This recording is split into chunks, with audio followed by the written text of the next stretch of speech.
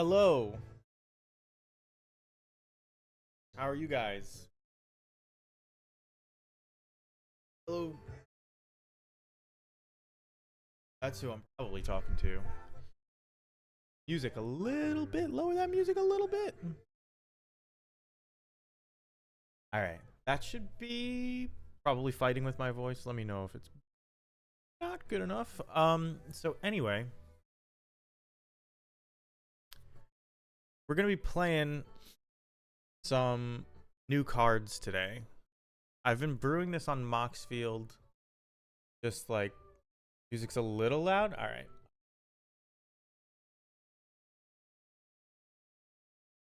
That should do it. Um all right.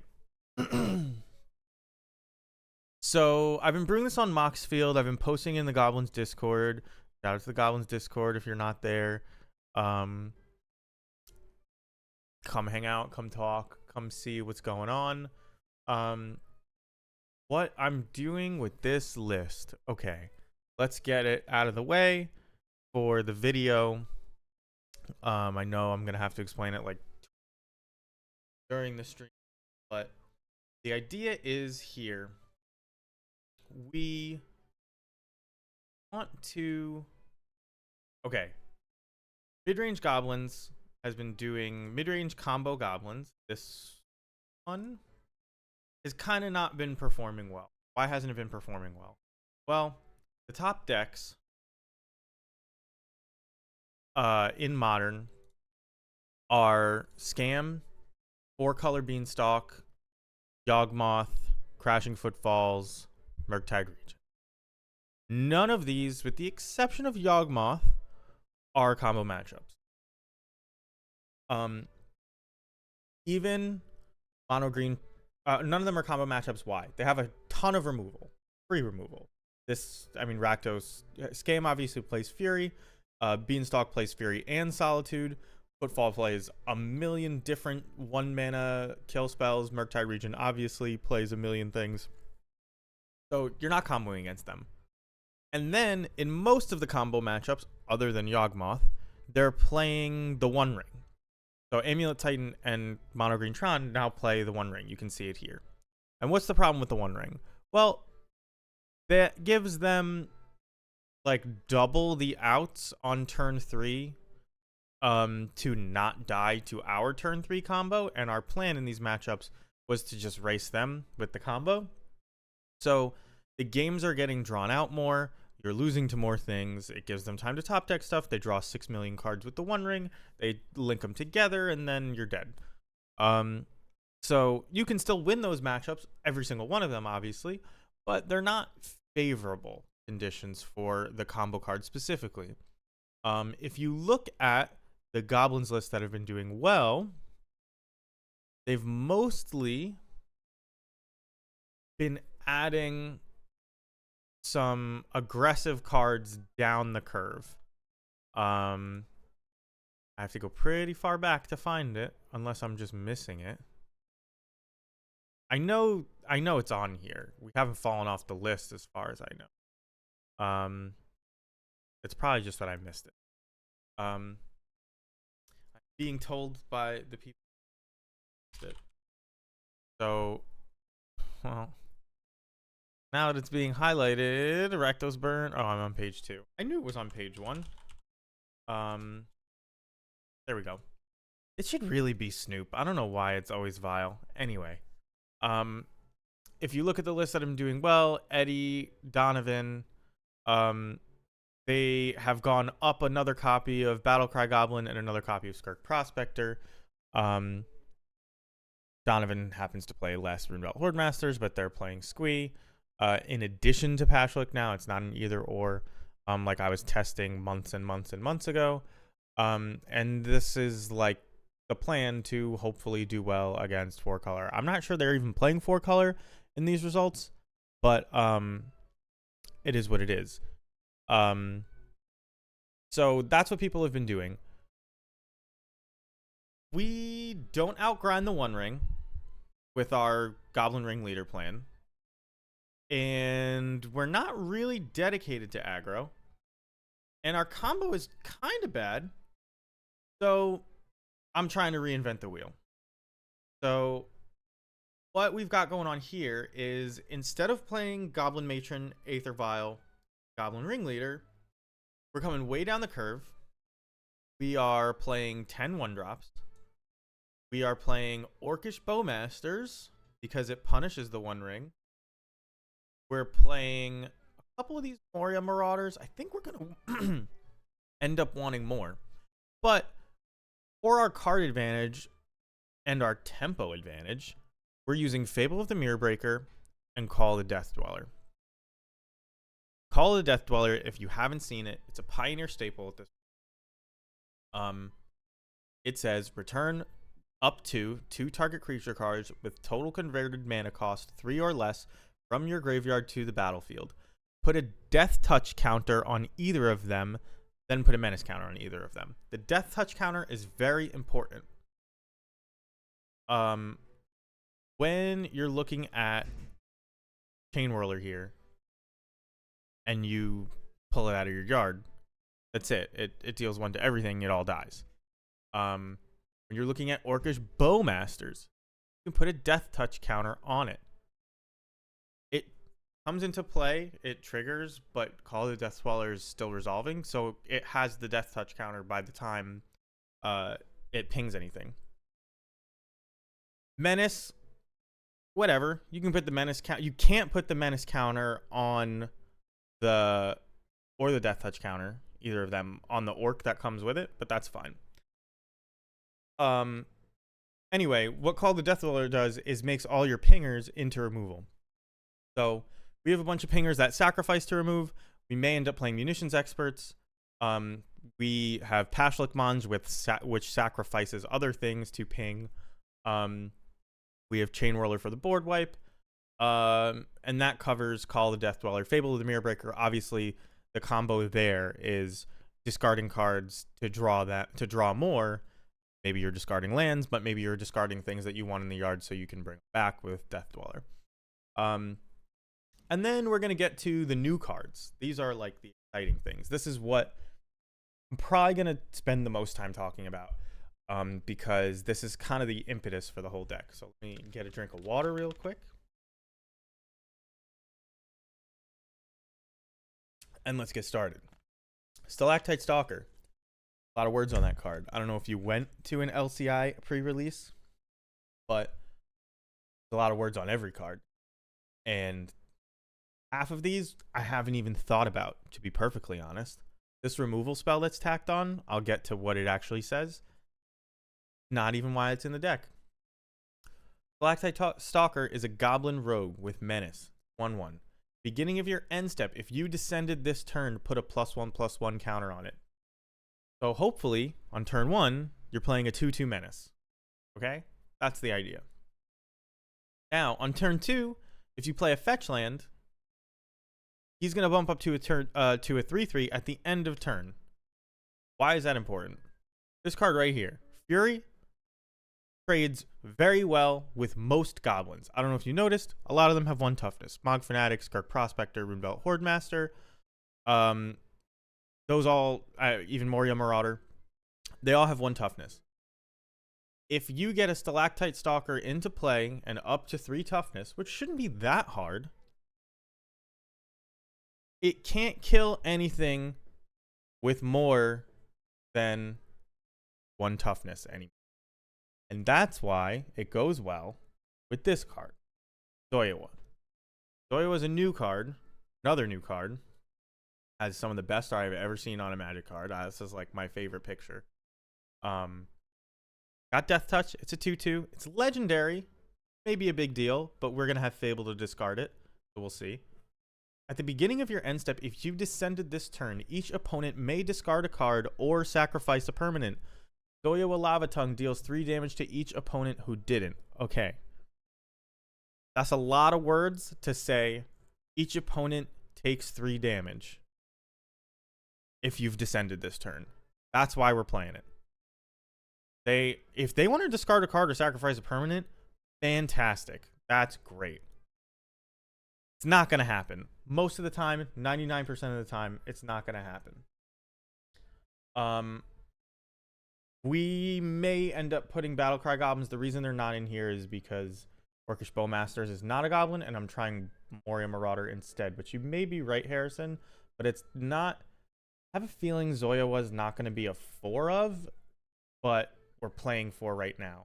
I also may remove these Furies in the end. We'll see if we have enough pingers, if Call of the Deathweller does enough. Anyway. God damn it.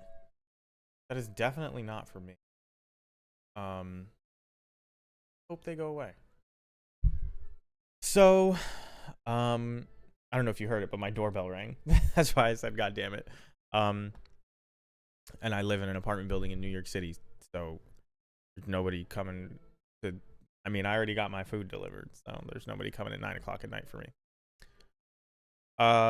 Anyway, so what are we talking about? Stalactite Stalker.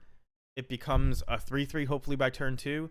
That's when you're playing Zoya and she descends. So you've dealt 2 damage to them when you attacked with Stalactite Stalker.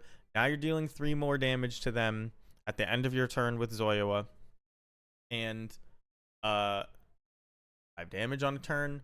They're at something like 13, 14 life. Next turn, you have a 3/3 and a 2/2. They untap.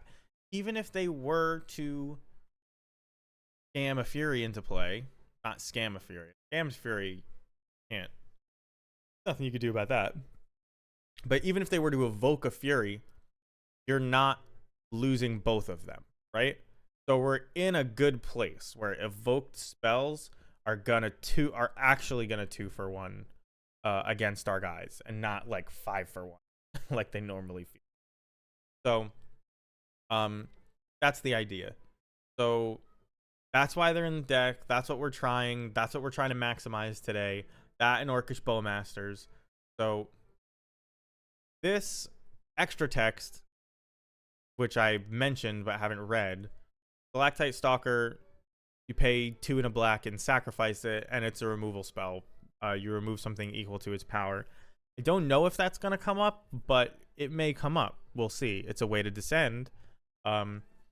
Notable things missing from this list, like I said before, Goblin Matron. The combo with Goblin Matron has always been Aether Vial. We may end up putting Aether Vial back in this list. I'm not sure. But right now, Aether Vial is cut for 2 reasons. First, it doesn't really tempo out with Stalker well. Like, if you have to crack a fetch to play Aether Vial, now you've lost the send trigger, and they're actually not the easiest to come by. Second, when you're not playing Matron for card advantage, the things you're vialing in are slightly less impactful. They're just kind of hit the board, and then they are what they are. And our things are not that great in general, so we're not going to like surprise them with anything cool. We're not going to be able to use that extra mana too well. Our most expensive cards, most of them are not creatures. So that's one reason. And then the last reason is actually maybe the most important one. Zoya and Stalactite Stalker both check if you've descended at the end of your end step, at the beginning of your end step. So, flashing in a Zoya is like kind of bad, and it's going to encourage you to flash things in at sorcery speed often. So like, it just doesn't feel like it's all there. That being said, there's some downsides to not playing that, and there's also downsides to this just triggering at the beginning of your end step. Smart players are going to wait and then kill your things. Like, wait until your end step and then kill your things, and then you won't have descended. But we're not really trying to take advantage of removal on our creatures to descend. Like, we have ways to do it. Orcish Bowmaster is going to carry some games on its own, I'm sure. It's a great card. It's possible we should be playing Munitions Experts instead of these Bitter Triumphs. These Bitter Triumphs are new. They let you discard cards whenever you want. The 3 life for killing a creature or planeswalker, not a huge deal. It's very easy to cast. Overall, there's not a lot to say here. It's 2 removal spells in main, it's possible we shouldn't be playing these prospectors. It's possible we shouldn't be playing these. We're trying out the Moria Marauders because I don't know if you realize you can flash in Orcish Bowmasters end of turn, and then Moria Marauders, you play it and you draw 2 because both of the things that come with the Bowmasters are orcs, and Moria Marauder lets you play cards off the top of your library when orcs deal combat damage to players as well. So there's some good stuff here. Call the Death Dwellers hopefully going to be our removal. It comes down late, but we're trying to slowly grind out a board state. That's the idea here. Sideboard is nonsense. They always are. They're just cards I want to try. So got the deck. We've explained it. I'm not going to go into a league yet. We're going to keep testing this. Or we're going to get our first bouts of testing in the practice room. If any of you want to come jam some hardcore decks against me, you're more than welcome to. If we can't find players, we'll join a league. I plan on playing a league tonight. I just want to get a couple games in. See you later, Harrison. Thank you for stopping by. So we're just gonna get a couple of games in and see what adjustments we want to make. I haven't been able to play this yet. I don't have anybody to test with on. I've like goldfished it using Moxfield feature. I haven't really played it. Look at this hand. This hand is great.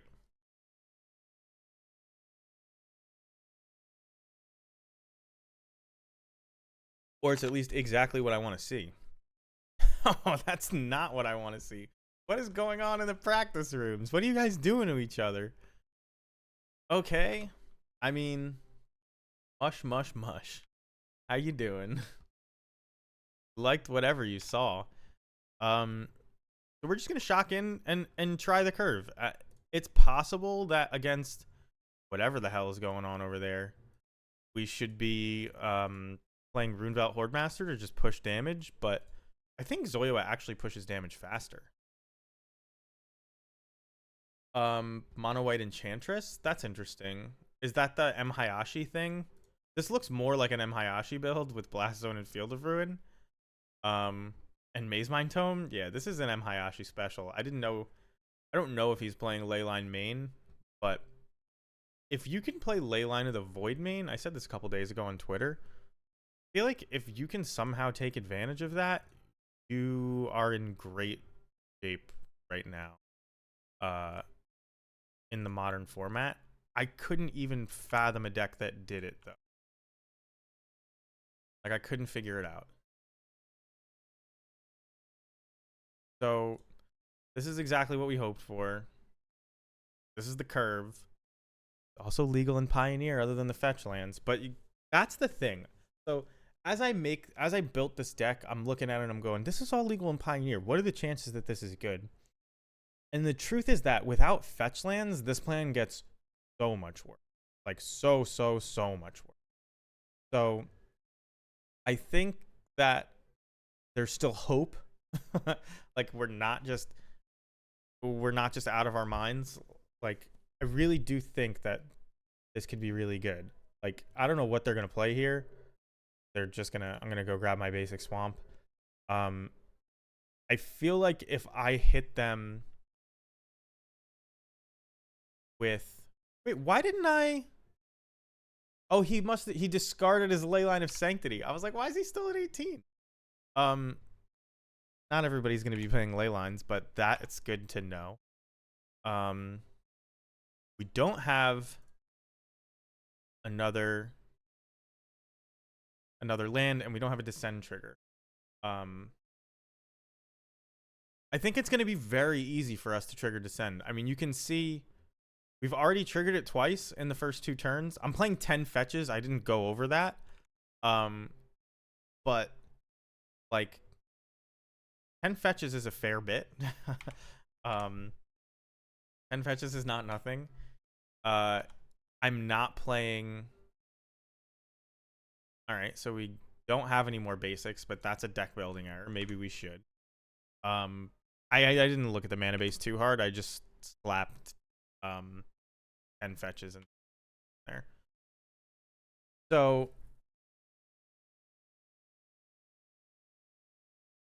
are we playing? This can't block, by the way, because this has menace. This stalactite stalker is definitely impressing right now. And notice they killed Zoyawa and not the stalker. That's really interesting. I wonder why. Is that just because they have blast zone and they can kill my stalker whenever? Probably. But that's all right. So here we're just gonna keep attacking. We'll flash in the bowmasters at end step, and Zoya causes psychic damage. You're right about that. Can't block it. It's got menace. That wall of text includes menace. So I'm kind of impressed already. And believe it or not, I mean, obviously I want to draw a land because I have 6,003 drops in my hand, but if I were to draw a Moria Marauder, I'd be pretty psyched right now. Oh no, I can't play Moria Marauder because they Field of Ruin. Yeah, I gotta play a basic mountain in there. I mean, I wanted basic swamp because of Blood Moon, but I mean, I should probably be playing a basic mountain. It's hard to justify 2 basic swamps in your Chain Whirler deck, but oh man, I was not supposed to okay through that. I was supposed to Bowmaster. Whatever.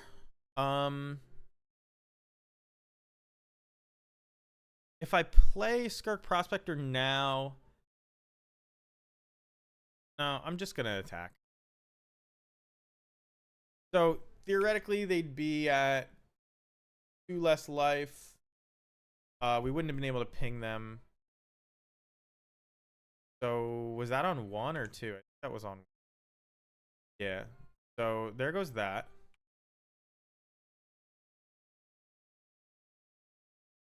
And there's a Zoyawa, and it will have descended. So I am gonna play Zoyawa. I am kind of sorry that I didn't flash that in by mistake, but it is what it is. We're still in like, still just started. We're warming up, and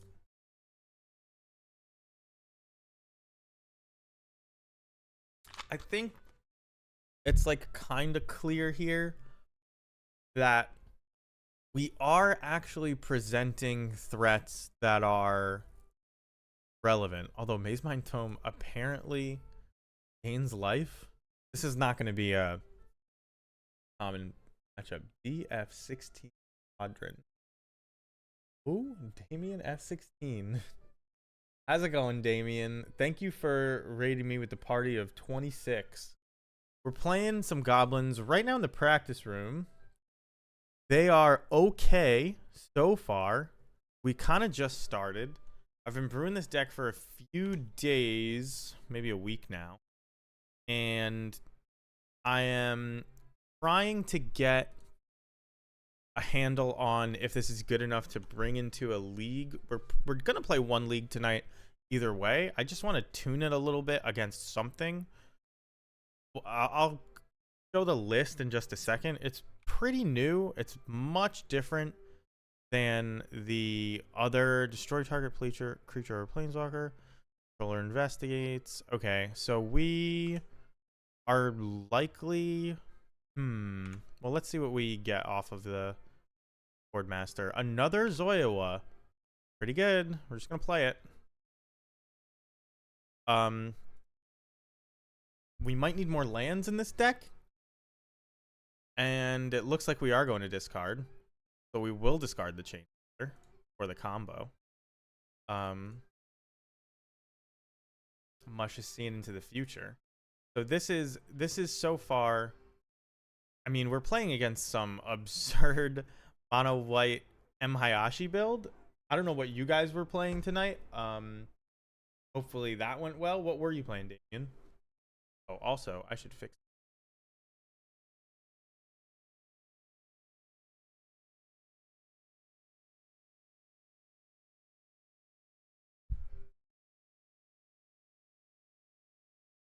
My camera angle is all funky.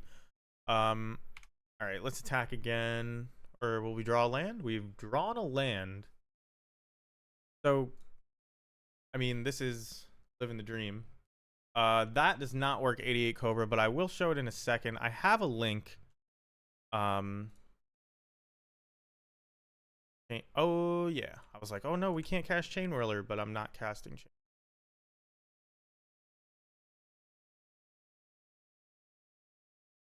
So, this means we're going to get in for 4 more damage. We're going to wipe their blockers. And we're going to trigger Descend. So they have to sacrifice or pay 3 life. I don't know what they'll sacrifice. Maybe a land. Maybe they don't need that many lands. There you go.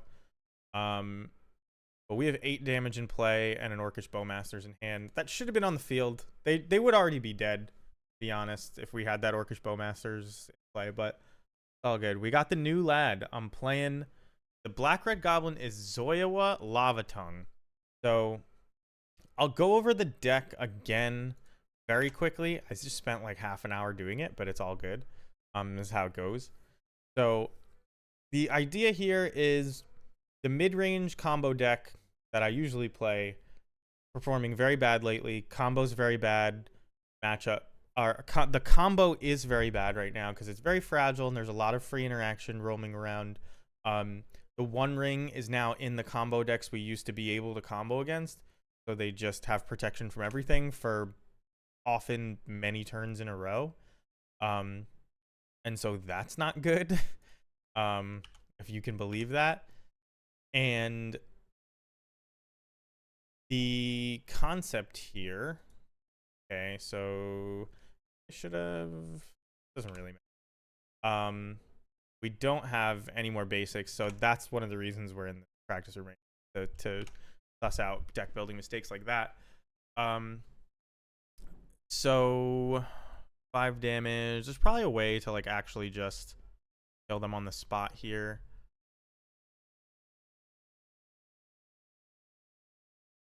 I think. Because we haven't descended this turn yet, so this triggers descend. We don't draw anything. That's fine.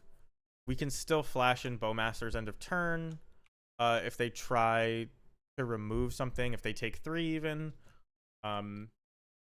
There's a certain point where you're not going to do damage anymore, but they're so close to dead. This, I think, in general, is going to be the hardest part of playing this deck. Finding the last 5 points of damage. Because we don't deal damage that quickly. And things are just going to spiral out of control, like, I think. So here, I mean, they're more or less dead on board, but I'm going to flash in Orcish Bowmasters, which again should have already been in play and they would already be dead, but they sacrificed their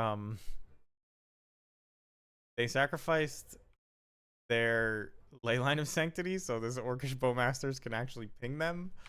A little bit ridiculous that they were actually playing Leyline of Sanctity, but we are. So they're at 3. I have one guy who attacks for 3. Other guys, they need some good stuff in hand. We should be okay. And notice we have a ton of cards in our hand. We can go pretty much forever.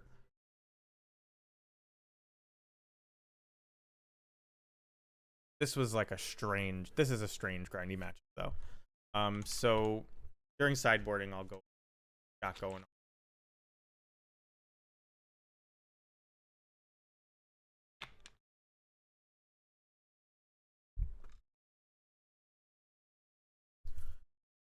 How do they survive here?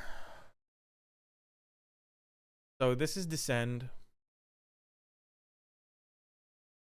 I guess they'll exile the Zoyawa though. And we'll just ping them. Exile March of Otherworldly Life, which puts them dead on board.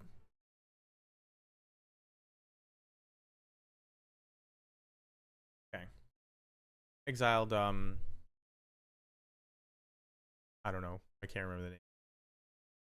Runedot Hordemaster. Okay, so instead of playing Aether Vial, which is going to be terrible because everybody's playing Molten Collapse right now, we're playing Call the Death Dweller and Fable the Mirror Breaker over Matron Aether Vial and Ringleader. And we have a couple new guys. We have Stalactite Stalker, which every time you descend, you put a +1/+1 counter on it. Not every time you descend at your end step. So every turn that you descend, that. And Zoya Lava Tongue, who he's like a tormenting hellfire type effect. It's a little different, but every turn that you descend, each opponent may discard a card or sacrifice a permanent. If they don't, he deals 3 damage. So we're kind of banking on him being 3 damage early in the game. And so the reason this curve is like powerful is because it actually lines up really good against Fury early on in the game, and you can get your Stalactite Stalker up to a 3/3 before they untap. When we did it this game, when you play Stalactite Stalker into Zoyawa off of 2 fetch lands, which we're playing 10 of, you have a 3/3 and a 2/2, and Fury can only kill 1 of those.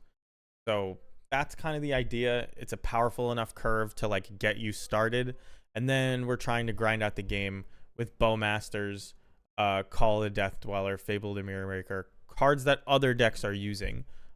So one cool thing is that we get to play Moria Marauder, which is a brand new goblin from Lord of the Rings set that triggers off of goblins and orcs dealing combat damage to players. So Orcish Bowmaster's like not totally out of place in this deck, and maybe the best card in Modern. So just kind of trying it out and seeing how it goes. I put this Feed the Swarm in the deck because I don't know how we beat opposing. Not that I don't know how we beat them. It's going to be difficult to beat opposing ley lines. Fury's probably bad here. Chain Whirler, even though we did the thing there, not great. Oh, Bitter Triumph, so much worse than both of those cards I just removed. I should have removed the Bitter Triumph. Isn't really keepable. Don't think turn 1 Thoughtseize, turn 3 Fable is good enough. Especially when they're main decking ley lines. Oh, I don't even know. Should we just not even be playing against these crazies who are playing main deck ley lines? I guess I'm just gonna. I mean, I'm gonna keep it just because I don't want to think about it.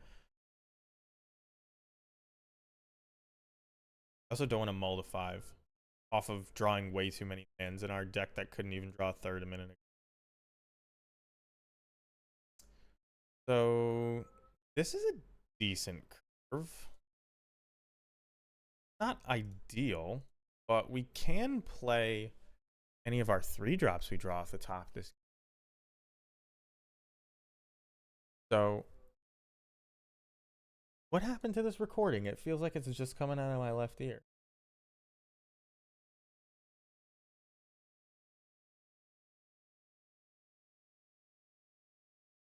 Not bad.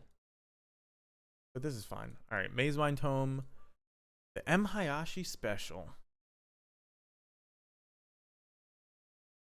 So I am not gonna fetch the basic, the 1 basic. I don't know how many basics we should play, but I should probably not fetch the.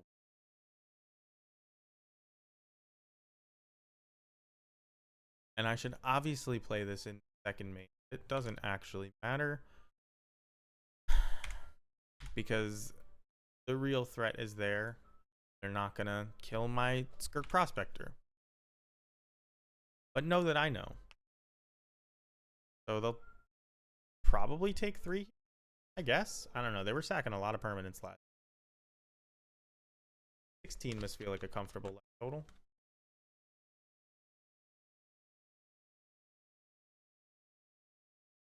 They discarded Relic, which is insane. Discarding Relic when it draws cards just feels what? Like what?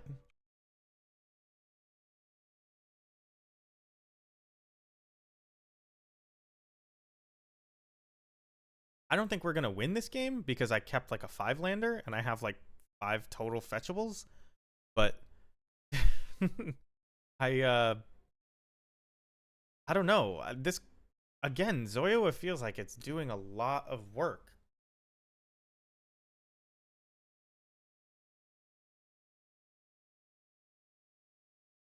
So I'm gonna play this.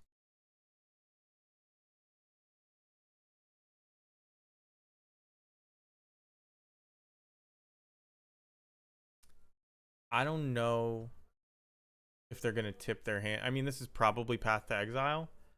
Yeah, and we have no more basic lands, but we also don't have anything to do with the mana. So that's that, I guess. I'm gonna play. I think I'm gonna play just like Wooded Foothills. Pass.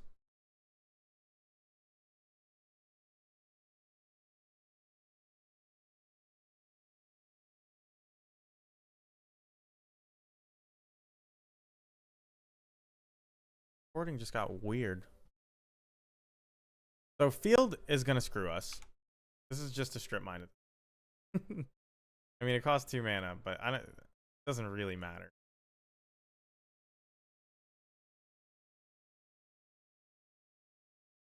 It's also a boring matchup. They really just do a lot of nothing. It's possible. I mean, a Fable would be a fantastic draw. It would get us right back in this.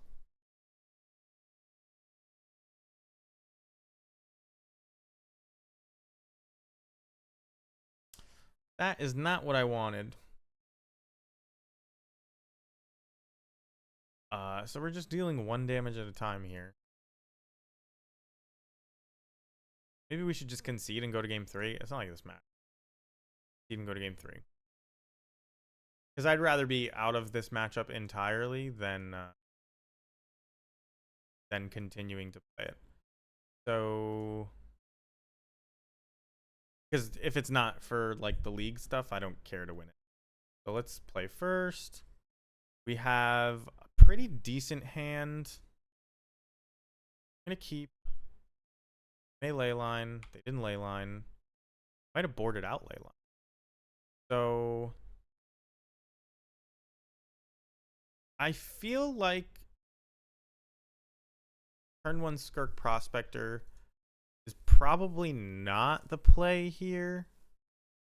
Kind of want to Thought Seize them. Yeah, I think Thought Seize actually lines up better over the course of the. There's a path and another path and a Wall of Omen. Normally I would take the Wall of Omens and let them remove my stuff, but I do only have the 1 basic, so I'm gonna take one of the paths. Let's make that adjustment right now. Let's bring some basics in. I think we can afford to cut probably an Auntie's Hovel. Nobody's gonna be playing any kind of deck. We'll get a basic. We have a red one. Alright, no. We have a Lord of the Rings one. Do, but I want the foil. I have like a non-foil.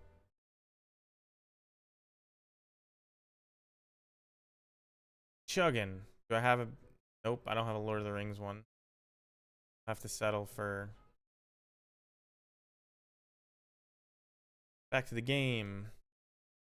Alright. So Another Zoya was not bad. We don't have a way to trigger Descend off of it, but well, I guess we do with Skirk Prospector, and playing a second Zoya does also trigger Descend. So there's that. I imagine they they were going to path this and just didn't realize they should do it before the end step. Um, but live and learn.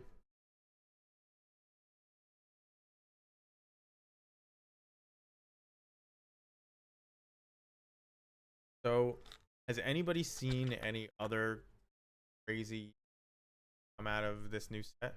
Because there's a lot of cards that I'm decently excited to play.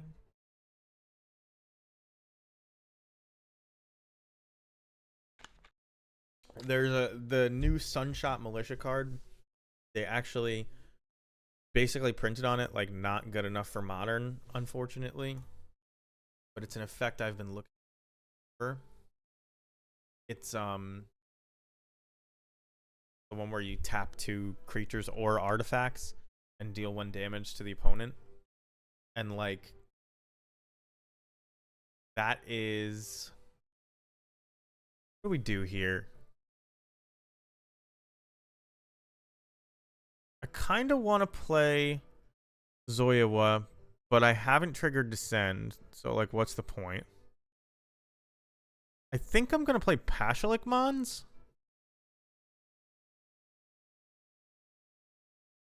I think I want to play Pashalik Mons, and then I guess that means I play Skirk Prospector out.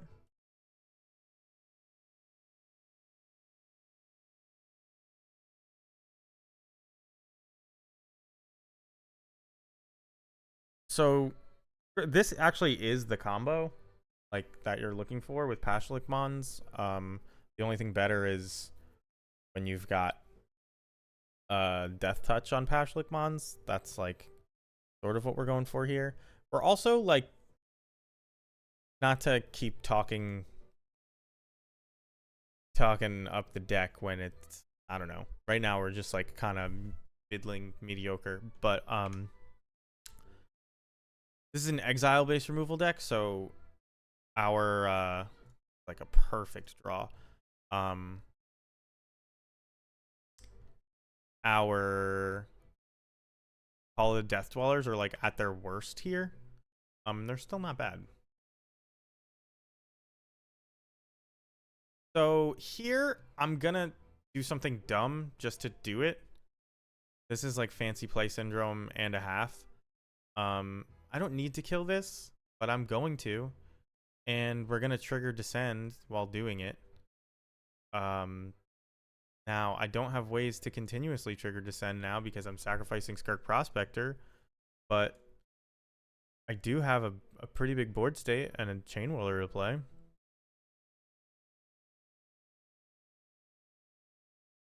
If I had waited a turn on doing something like that, well, not on doing something like that, but Pashalik Mons has flavor text that says 4 mana, sacrifice a goblin, create 2 goblins, and that triggers Descend every turn. So, if we get a goblin into play, Chain Whirler, we can start that chain.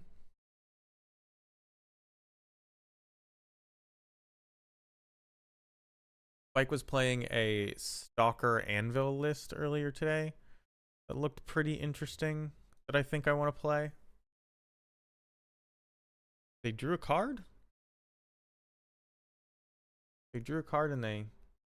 Oh, because of Wall of Omens coming into play, tapped. They're about to take 4, 5, 6, 7. Go to 8. They're going to strip mine me, though. That's my guess.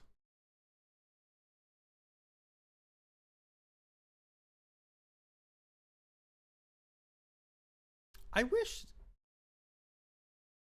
There's so many words on this card. I kind of wish it said, or if it died. Right? Doesn't that feel like something that it trigger off its own?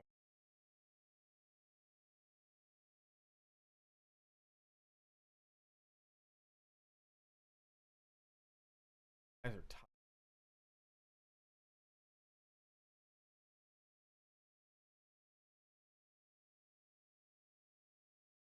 Style. Got my Zoyoa. No. Notice they're like really targeting it.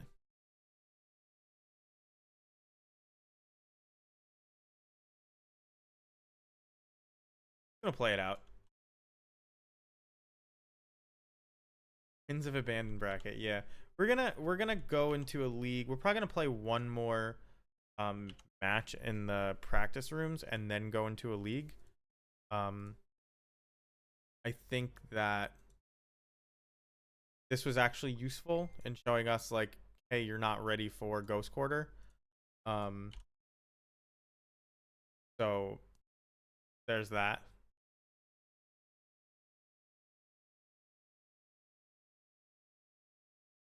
Because not a lot of people are playing Ghost Quarter, but do want to build your deck with that in mind.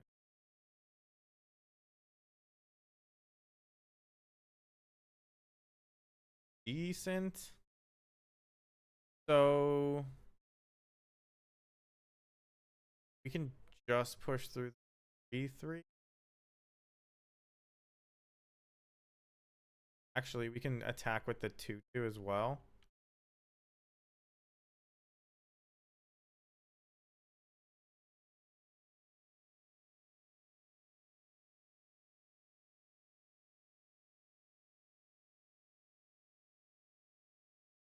Really hoping that they block the Chain Whirler on the Architect.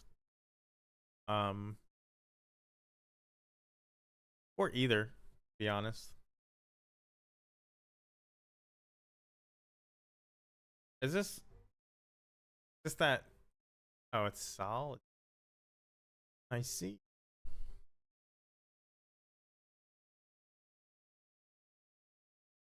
So they're gonna get me. Hard casting Solitudes is rough.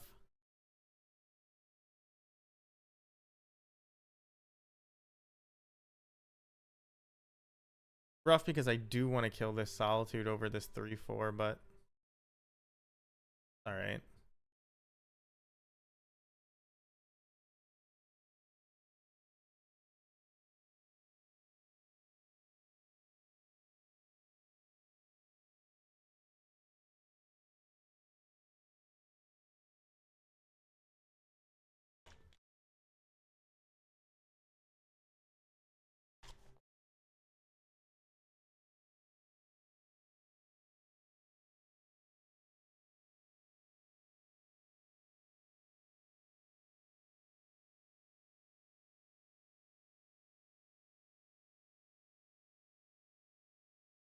Oh, my title is totally wrong. I guess it's not. It's just Goblins.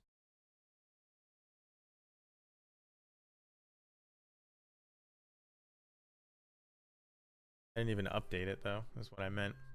Man, they killed my Patchlick mod. Okay.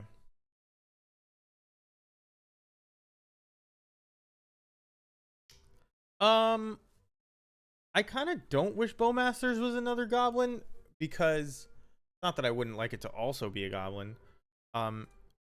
It is the reason that we had a 2/2 that could kill the 3/4. They drew a card and it made the orc bigger. So like not something that another goblin would have done. Yeah, I have 0 basic mountains. I just like threw together a thing. Here's an instance where I'm glad it's a Bowmasters.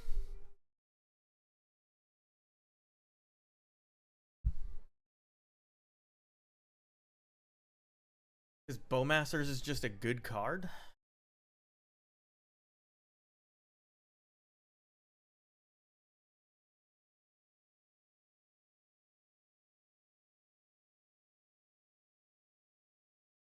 I forgot I had this clue token.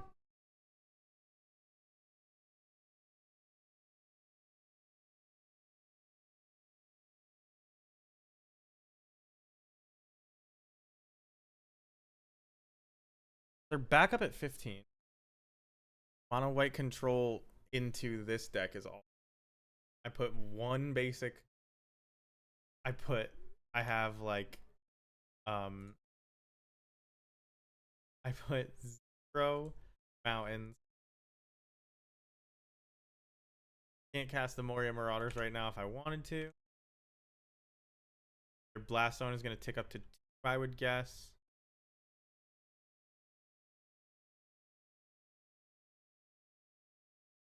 We never drew a Fable. We never drew all, and now I'm sure we'll draw both. Okay, not terrible. Get in for 1 here. Then they're gonna tick this up to 2. Blow up our Bowman. Not gonna crack the Bloodstained Mire because we might want to trigger Descend. Might be in that bad scenario though that Scam finds itself in, where you just can't end the game because that crap. Why not play Get Lost? Yeah, that's a good point. Probably because they don't own them yet. Does Get Lost work on Planeswalkers? Wow, look at the disrespect. Don't even care. They're out racing us. Turn that around pretty quickly.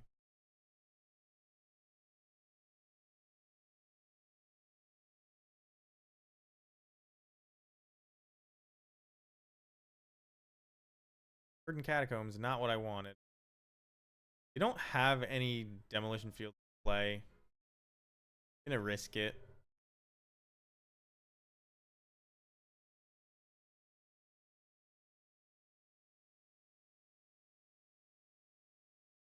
Ugh. Another Fateful Absence.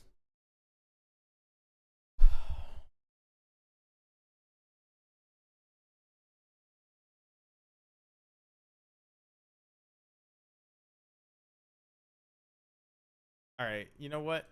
We're losing it. We're just gonna draw. There's nothing on the line here. Oh man. If I had been patient. Get Mog Fanatic Skirk. We can get Pashlik up. We're on good stuff. I think we probably win that game. So let's make an adjustment real quick. So Bitter Triumph. I feel like I want to see this card more often. I don't know if I have another one. Was I smart enough to buy 4 when I bought these? Nope. They must not cost. Let's move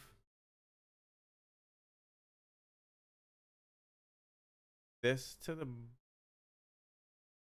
Just wanted to test them.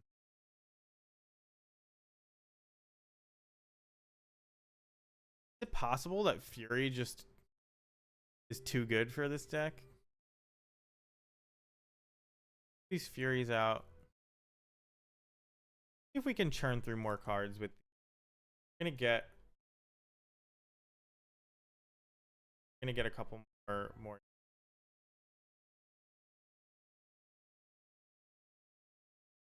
They're so expensive. Bought them while I could. Should I buy the 20-cent scroll ones? They're really ugly. Probably buy the... You know what? Upgrade. They both cost nothing.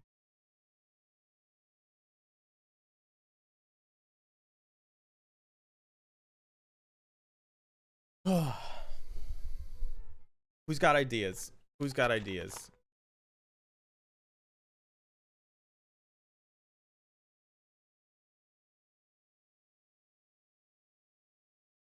Should I just not be playing any caverns right now? Our most important spells have no way to be uncounterable, so like...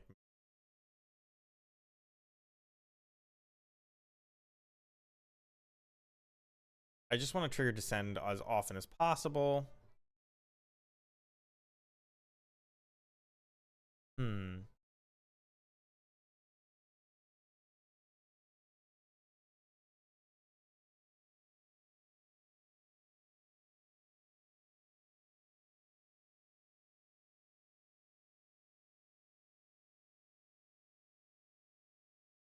You could trade some crypts for mount. Oh no, I don't want. No, I want the full 4 blood crypt. I don't think. I don't think damaging myself is the issue. Did I get the right one?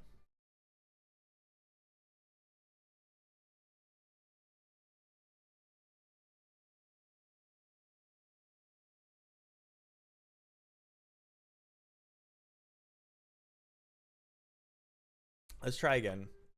If this goes even poorly, but our deck does what I want it to do, I think we're going to start a league. I just want to, like, get hands. And I was goldfishing a lot of them. You don't get to see how removal plays out and things like that.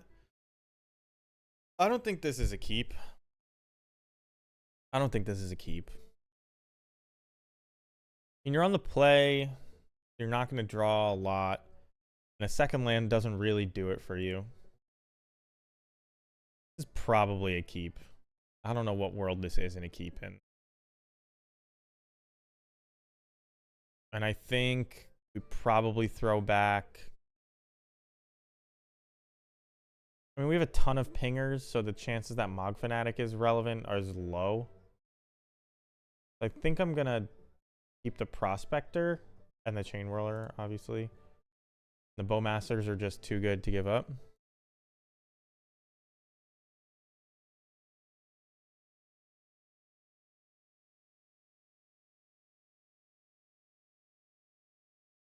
Our opponent said, "Are you ready for Goblin Pain?" Are they just playing like 6 Furies? This, am I just getting sniped and I have to join? Oh, just happened to. Well,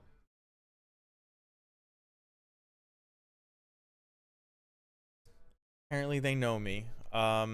Okay, not the worst draw. This looks like munitions X. Little do they know. Little do they know. I'm gonna get my. There's my hat.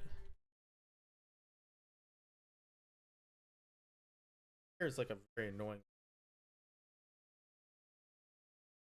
It keeps.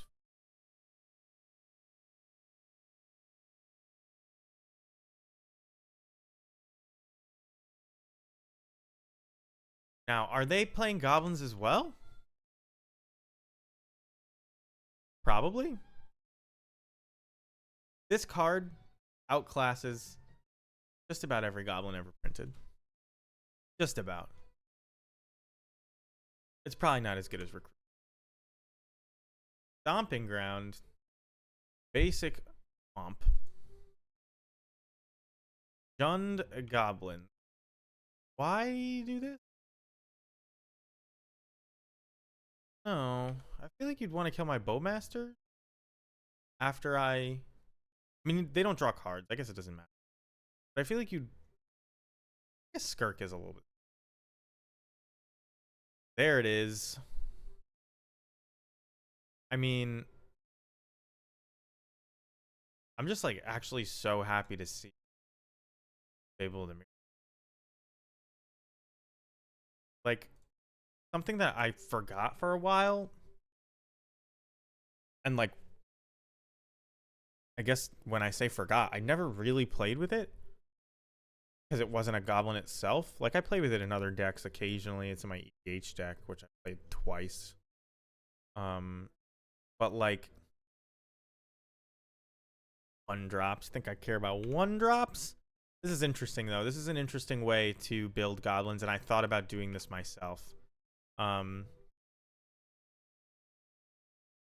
So we can discard. We don't want to discard any of these though.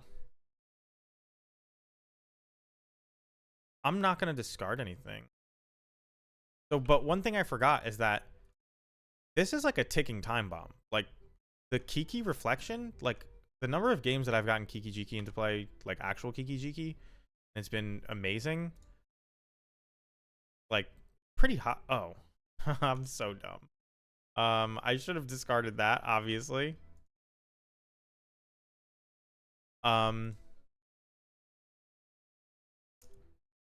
Well, we'll see what we should be up one more card, but I don't think they're doing too hot. Um, but the number of games I've won with a Kiki Jiki just like copying something once is huge, and this just becomes a Kiki Jiki. Yeah, it takes a while, but I mean, it does become a Kiki Jiki.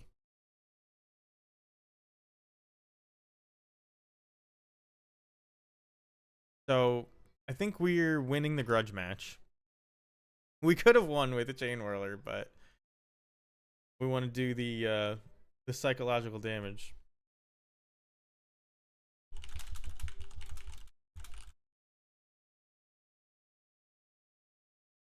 This is the ultimate psychological, because we're gonna cast our all red spells after they blood moon us. I thought about making the goblin prison as well. I'm here how it.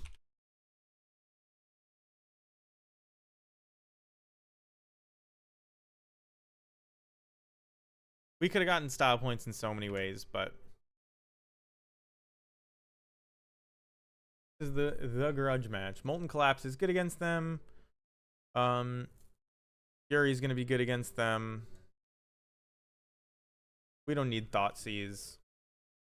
I think Bitter Triumph is okay. I don't think it matters. Moria Marauder is pretty fragile. I mean, here I think you just shave. They don't draw that many cards, like actually draw. I think Marauder is actually going to be surprisingly good. I know they have a lot of pingers and stuff, but Double Strike, when most of their deck is 1/1s, is going to be surprisingly good. But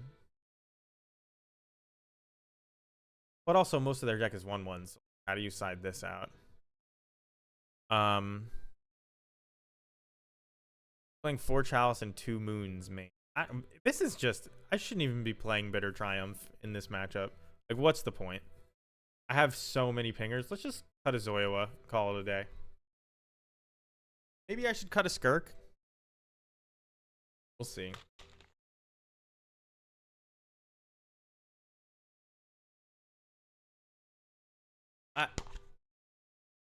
I should start thinking about if this is a Vile deck. Hasn't felt like a Vile deck. I haven't wished I had Vile. I've wished I had more mana to cast my 3-drops, but I've never wished that I had a Vile.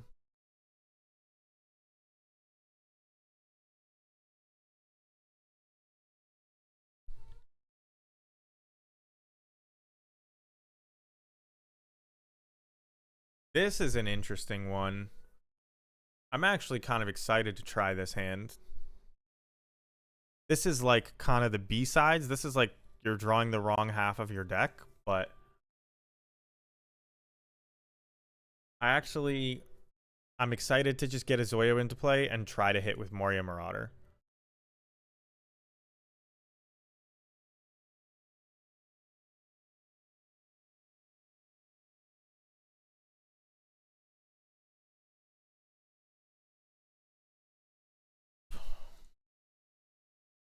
Gosh, look, yeah, they're great in the mirror.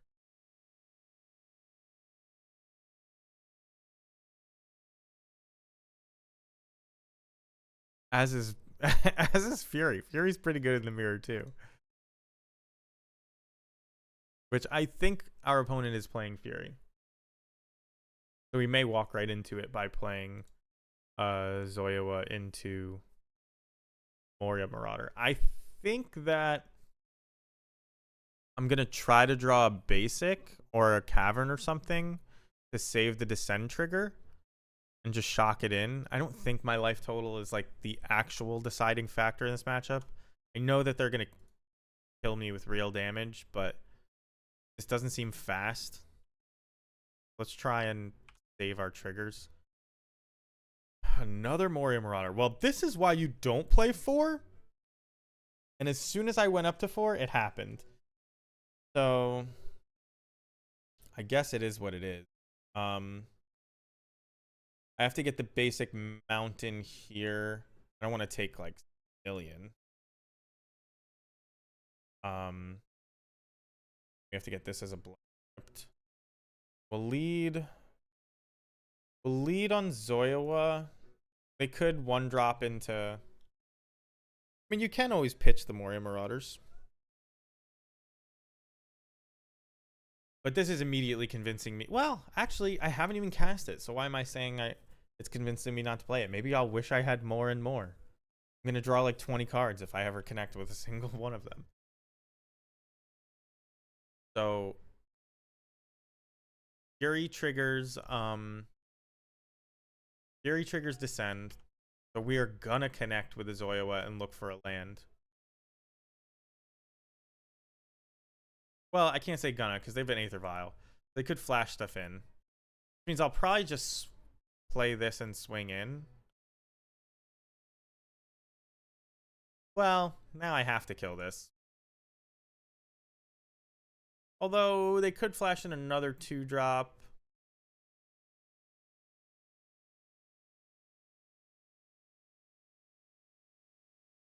I do have to kill Snoop. And if they have a second Snoop, I'm boned.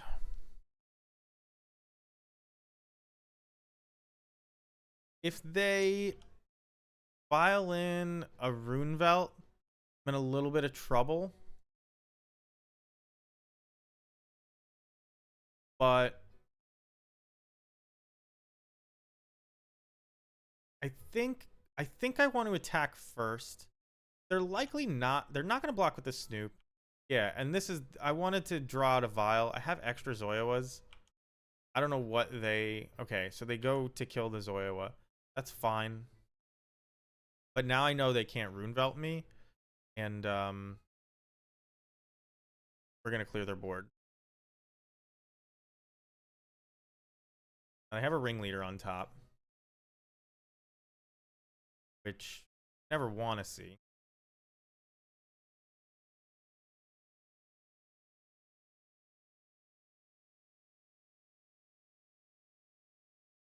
Ringleader does trade. How's it going, Ropeburn? Good to see you.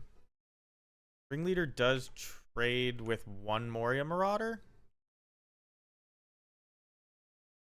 on board, but they can't play it. Nope, they can play it. Think they'll swing? I assume they'll swing. What was that? Style target non-land permanent. Tear asunder. Okay. That's interesting. Play one play? Here's where they're gonna go over the top of us. And this is a matchup where Bowmaster is not gonna help. So we kind of need to draw land to find our combo, which is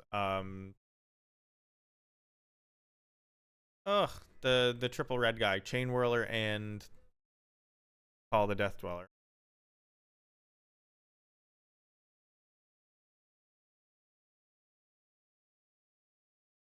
But we're not a deck that plays a ton of like instant speed interaction for this kind of thing, so it's gonna be tough for us. What do we do here? What do we do here? I mean, I think we have one option,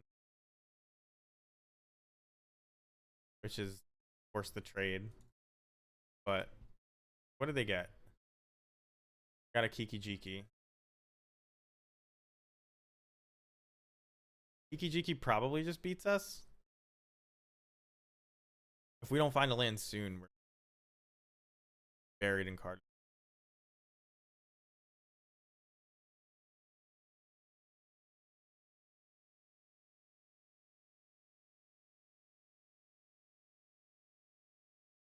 So this represents blockers for this Moria Marauder.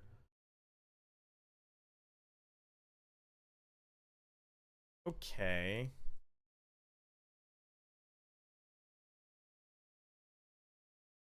Next turn.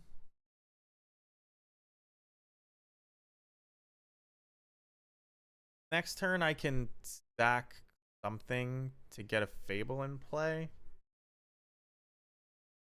And trigger Descend. That might be worth it. That's bad for us. Alright, so we're probably not coming out from underneath this. We have to draw. We have to draw land into. This just wipes our board. We have to draw land and then the chain whirler. And then we need a way to get it in the yard. Well, Fable, I guess. But a land, I guess we're not totally dead, but we're probably mostly dead. They have 0 cards in hand. That's the only reason we're not completely dead. Because if we can remove this hard lock, then... Oh, he's got a Kiki on top. How did he get a Kiki on top? He just got lucky? Well, he doesn't have a way... He can, like... kill infinite stuff here. Yep, we don't have a way to remove it, so we're dead. I guess that means I should be playing Bitter Triumph in this matchup, just to respect the combo. And Moria Marauder becomes less important. Let's cut back down to 2, even though I just went up to 4. We were very close to connecting for a whole ton with Moria Marauder. This is not great. I mean, it doesn't die to the combo, and it has a Fable and a Bowmasters, but the Bowmasters are not the best. They're just okay. We have better hands than this, but by how much? Not by too much. We'll keep this. So, I want to save the Descend triggers. So I'm going to do this. I'm still going to name Goblin.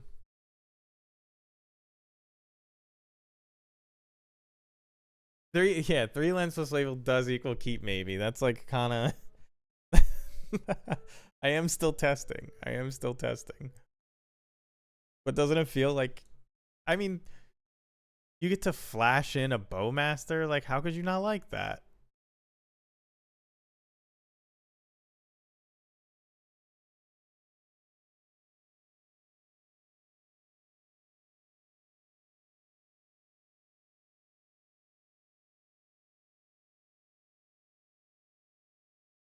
And I'm still gonna flash in the Bowmaster.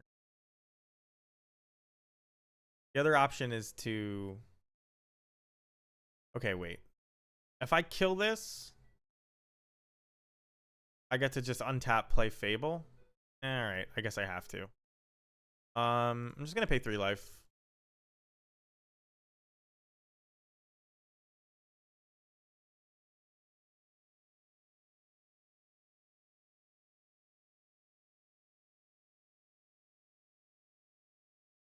So, we have 2 power in play.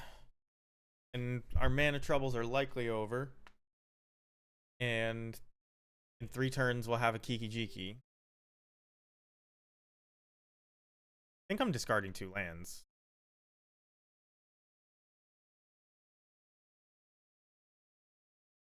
So this is like, just thinking of it from the perspective of the old Goblins deck, our opponent's perspective. This turn, what do you play? Like, you tap out for a 3-drop. I'm gonna kill it with Bowmasters. I'm gonna attack you. Like, I'm kind of getting further ahead now. Let's see what they get though. I don't know if they know. One of those situations where you're like tanking, like what can I get? What can I get? And then you realize, well, whatever I'm doing, I'm getting something. So you just kind of open up your deck.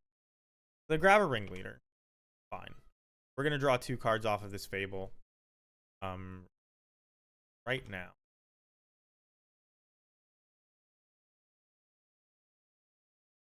And they will both be fetched. And I'm gonna do this all face up because our opponent's out.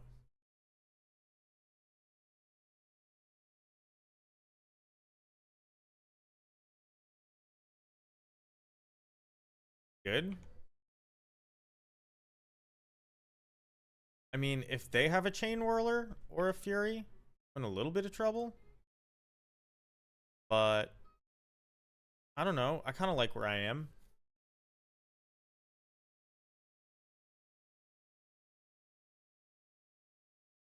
This is a board state. Imagine if you drew Moria Marauders here. You'd be playing 4 of them. Imagine if you drew Moria Marauders here. So happy.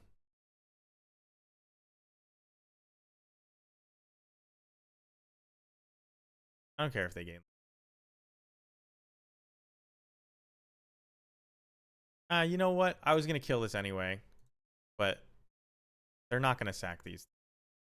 If they do, that's good for us. You know what? I should have done that on my turn. Should have done it on my turn. Very dumb.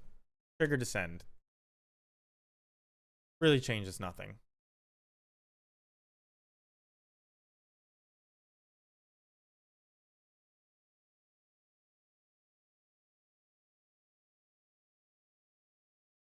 And now here, the flavor text is in play, by the way.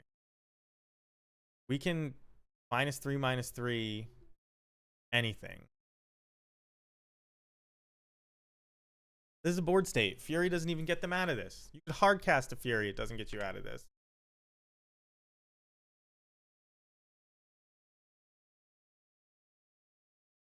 Hard cast. Oh, no, it's a goblin. It's a goblin. Ringleader. So, no way to pump up the stalker with the Kiki thing. I'll take 2.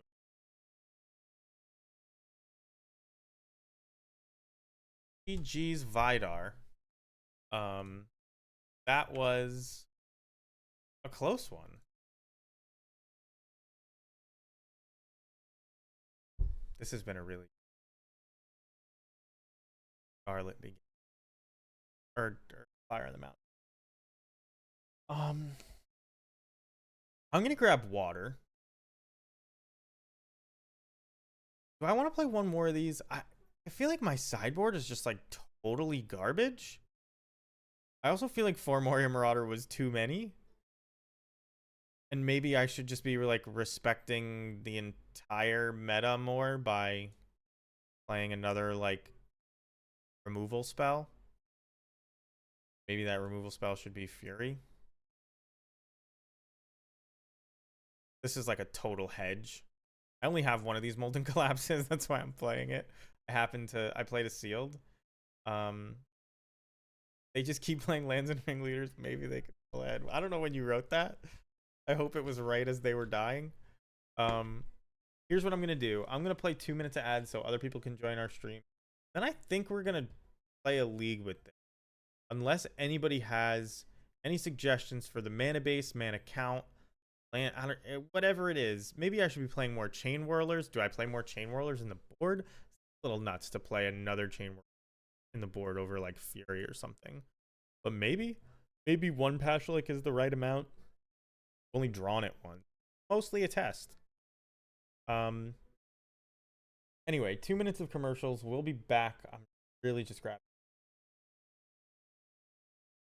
And for those of you with a working ad blocker, please tell me mine doesn't work. At least more than half.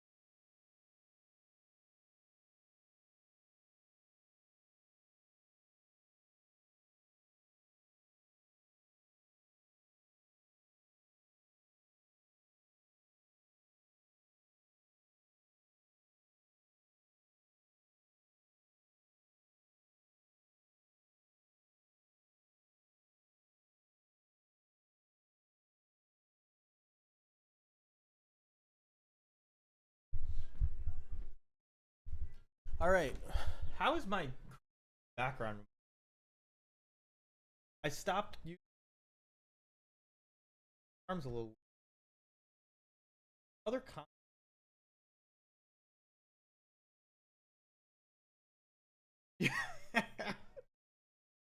I'm using. Yeah, I'm using human seg.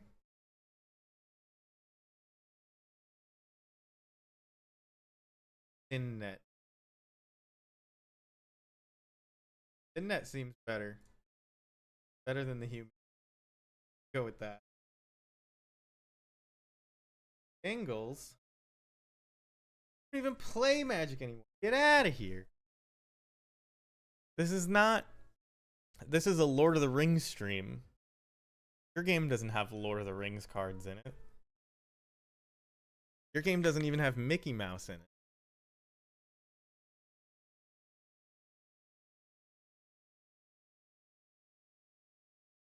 How are you going to play a game without Mickey Mouse and without Frodo?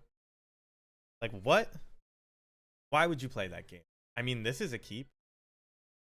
I don't know. If the deck is good at all, this is a keep. We're playing 2 basics. Exactly 2 basics.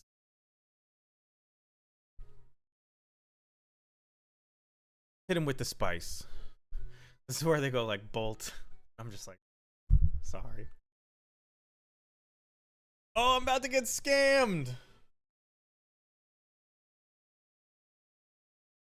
Well, I mean, oh, I'm just getting Thoughtseize. No scam. No scam. You take Bitter Triumph here, Mr. Scammerino. I don't know what what is gonna happen to me next turn. They took Runevelt Hordemaster. What? I have 2 of those. What's going on here? Are they about to Fury me? I guess they're gonna Fury me, but like, it does work. Fury gets me pretty good actually.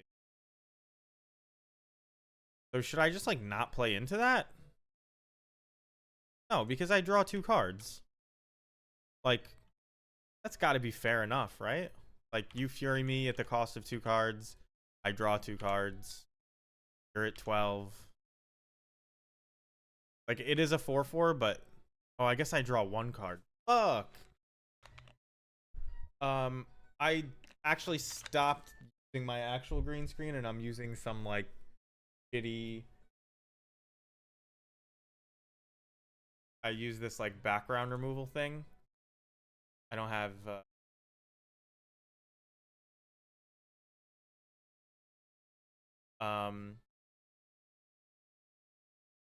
Lower it.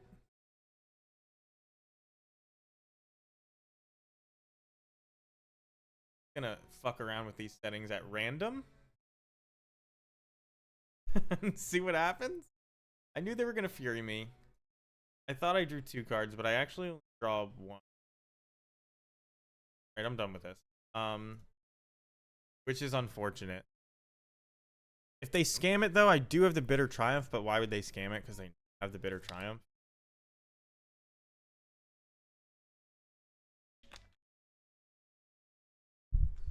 Yeah, it's me being lazy. I wanted to change my camera angle. Don't want to. Oh, like, it is what it is. Wow, why did they scam it? I honestly don't understand why they scammed it. Also, that's a pretty decent draw.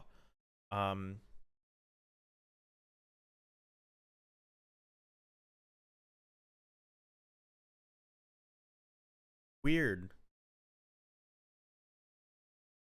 Should I discard this? I think I just pay the 3.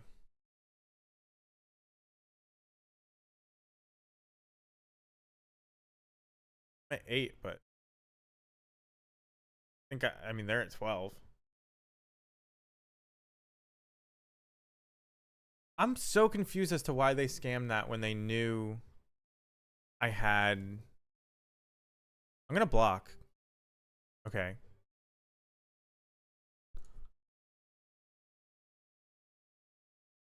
Do I play the Chain Whirler? I think I do play the Chain Whirler. I mean, we're not going to trigger Descend because of this, but I don't know if that changes the clock.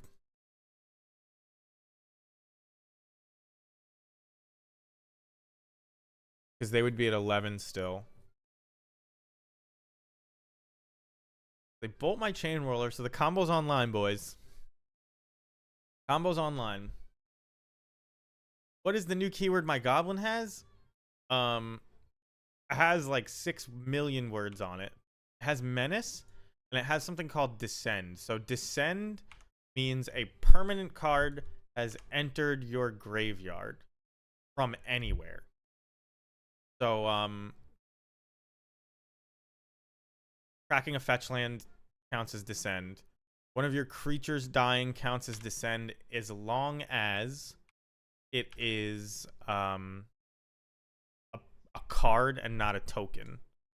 Tokens don't count. I'm not going to cast this.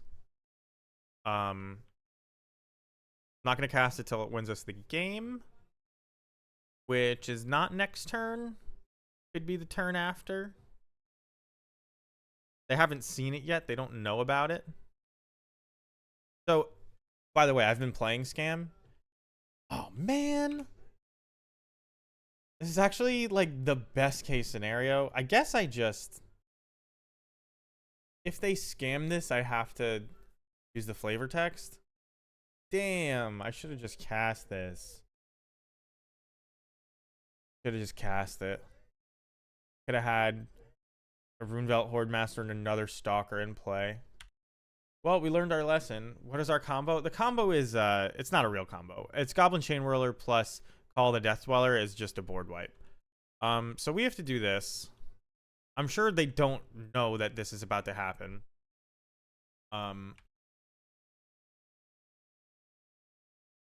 Damn. So our deck, instead of being built around Goblin Matron and Aether Vial, for its card advantage, like we normally do, and Ringleader and things like that, we're using just Runevelt Hordemaster, as incidental card advantage, but mostly it's Call of the Death Dweller and Fable of the Mirror Breaker. So Fable discards lands to get you more spells, and Call of the Death Dweller brings back creatures from your yard 2 at a time in a deck that's built like ours, and it gives the creatures Death Touch, and when you can give your creature the ability to ping something, they have Death Touch, it's a board wipe. So well, it'll kill anything. In our case, that's a board wipe with Chain Whirler. But to go with that, we're playing obviously Mog Fanatics. Here comes Bowmasters. The Bowmasters are about to just start ripping our face apart. Bowmasters are about to start ripping our face apart. So do I play Moria Marauder? Not going to be able to. Actually, I will be able to get in. Oh, this is sick. So Mog Fanatic is actually decently good against Orcish Bowmaster. If they target one of your, oh, I guess now he's gonna kill the Moria Marauder, which is like annoying. I should have attacked first. God damn it. I should have attacked first. This sucks. So if I let this happen, they get a guy.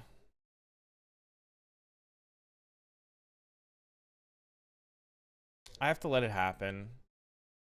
We're gonna get a 1/1. We're gonna trade our whole goddamn board. That was so dumb. I should have just attacked first. I'm learning to play against Bowmasters with Goblins again. I hate playing against Bowmasters, which is why I totally misplayed that. I could have actually connected. This is gonna kill us in 2 turns. We need Call the Death Dweller right now. Oh yeah. All right. So I have a couple options.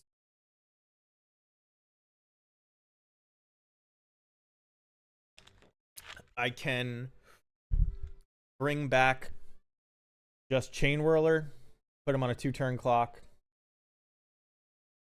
I can bring back Mog Fanatic, Moria Marauder, and try to draw cards out of it. I can bring back Mog Fanatic Stalker to get a menace threat. Make it difficult for them to draw cards. I can... Oh, my threat is going to have menace regardless. Okay, okay. I think it all ends up just being worse versions of Chain Whirler. I guess Runebout Hordemaster allows me to draw another card right now. But then it's just a 1/1. How important is drawing that extra card?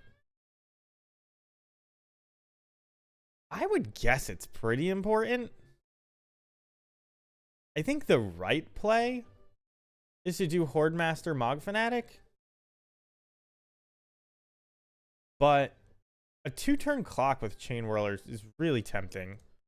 So I'm gonna target Chain Whirler. So this is the quote unquote combo I was talking about. So it comes into play with a Death Touch counter and a Menace counter, and now it's gonna ping and kill. It would have killed everything, but in this case, it's just the Douthie Voidwalker. So this is good because if they play a Douthie Voidwalker, yeah, that's why I kind of wanted to play the Horde Master, but it's okay. Fable? Not exactly what you want, but I'm gonna hold it in case we do draw a Fable. Kind of just in a top deck war now.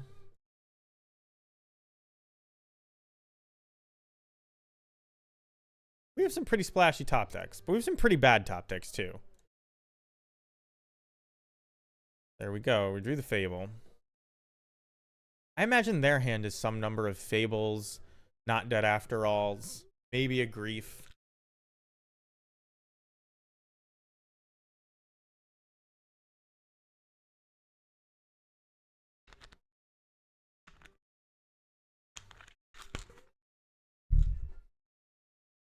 Draw. I mean, if this is Bowmasters. Oh, okay. Well, we get to actually answer a Bowmaster.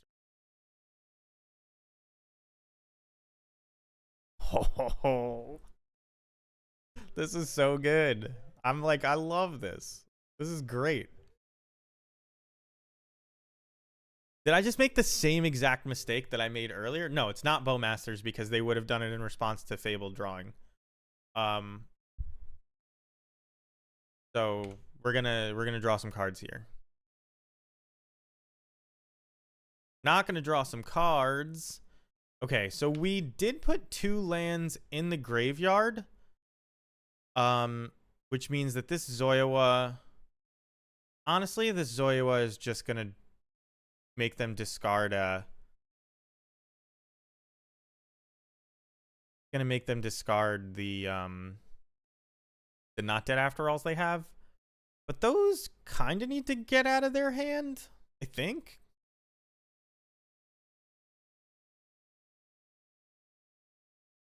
It's a tough call. Because I know their deck and I know they can only draw cards off of Orcish Bowmasters, I'm going to do this because there's no like real risk of them untapping and drawing a million. The biggest risk is then untapping and like freeing or something like that. So, and we don't stop that no matter what we do.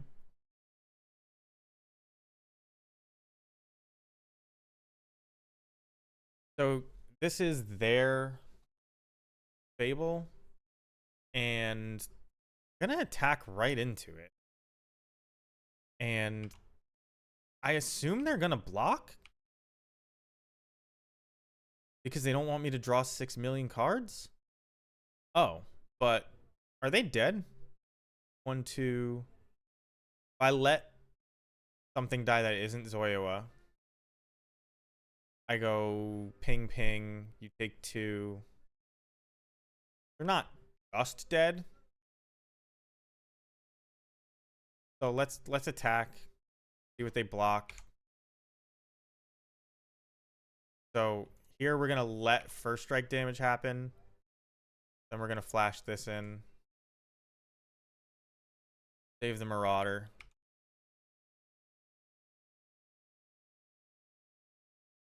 Get to draw a card.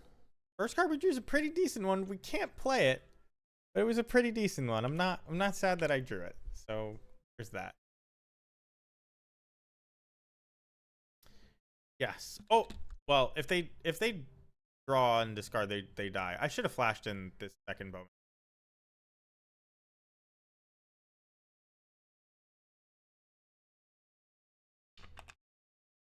All right. So Thoughtseize is bad against them. We kind of need this. We kind of need this. We kind of need this. I guess our Mog Fanatics are kind of rough. Our Skirk Prospectors are kind of rough.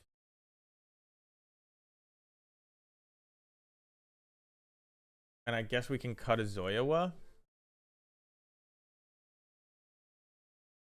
Oh, we need to bring in Leyline. We don't want to get scammed. I mean, do we care if we get scammed?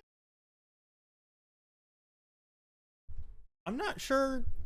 I'm not sure. So I want to bring in 4 of them? Maybe I want to bring in less?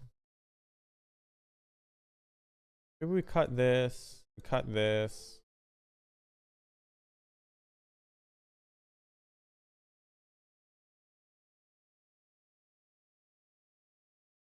All might be worse because of Voidwalker and their Leylines. I don't think they're going to bring in Leyline against us. But you're right about the Voidwalker thing.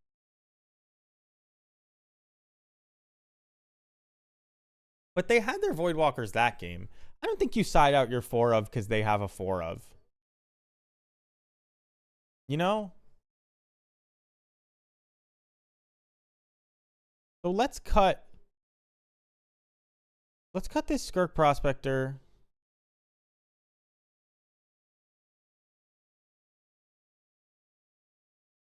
Maybe I cut... These Zoyawas are actually at their worst in this. Because they're going to have a handful of garbage a lot of the time. But I kind of just still want to play with them. I think we cut the pingers because a lot of the pingers' power comes from call. So Mod Fanatic's decent. All right, let's go like this. This is tough. I mean, we beat Scam Game 1, by the way. And we got scammed. Like, I just want you to know that. Like, regardless of how you feel about my brewing general. Scam's not that strong. It lost to this pile of garbage. And maybe this pile of garbage isn't that big a pile of garbage.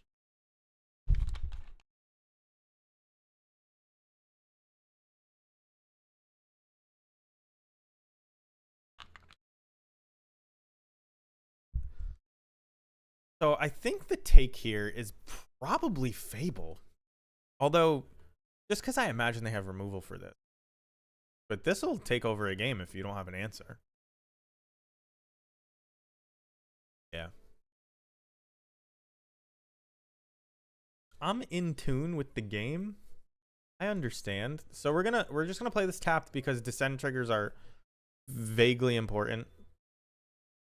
I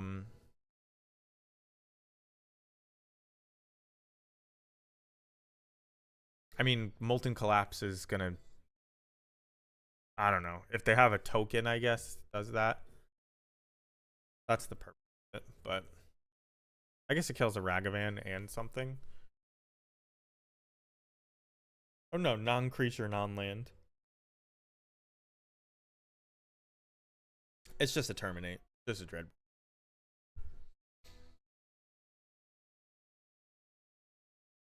So they've got the Voidwalk.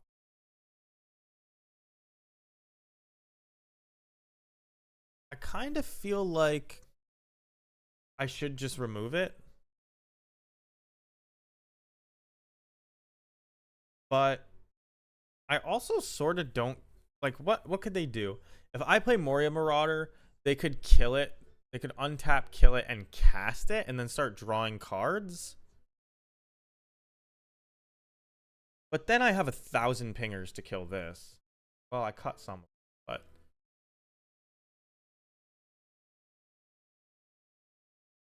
I think I want to save this Molten Collapse and Bitter Triumph for the big things like Fury and... Although, Douthie Voidwalker does end up being a pretty big deal.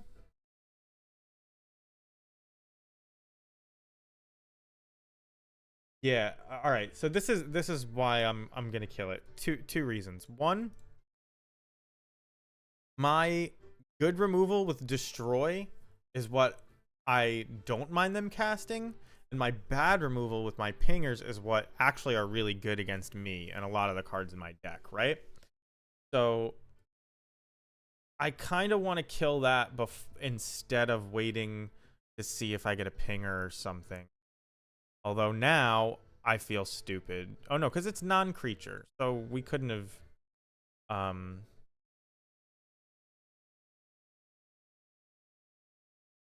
gotten both of these. I don't think I block. You can see how good Bowmasters would be here. I don't have to sell you on Bowmasters. But you know what? You do have to sell Goblins players on everything that's not a Goblin.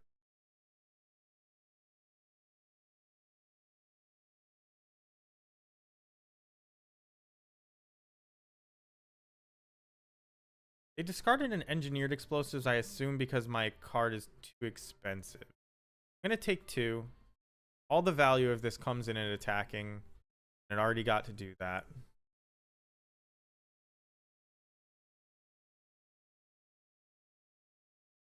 So I'm going to play Moria Marauder. We're going to swing. I shouldn't have played land first. Shouldn't have played land first because I may get a land here. I didn't, and I can't play it this turn, and I kind of really want to. That's unfortunate.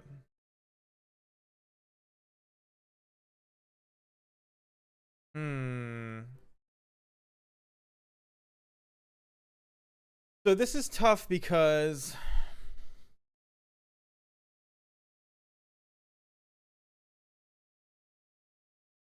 I kind of really need to kill this, which means their Voidwalker will be able to cast my Bitter Triumph. But that's all right. I'm going to be drawing some extra cards. 1 second, I'll be right back.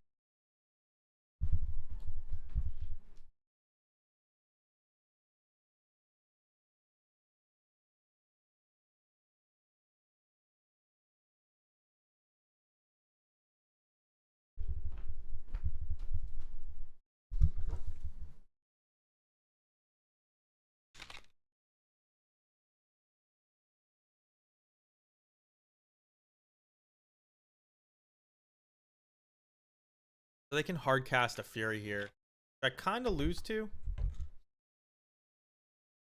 Not gonna lie. Do I trade this?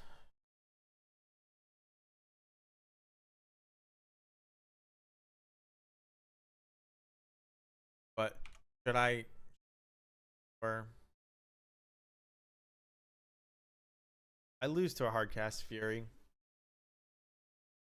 I lose to any elemental. I lose to just about anything.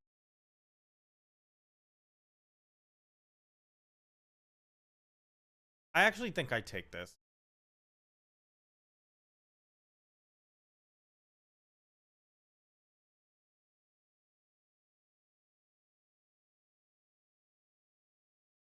I'm assuming they don't have Fury.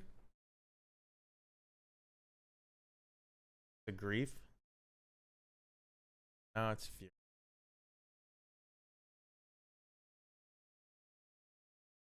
I think I'm going to discard a land.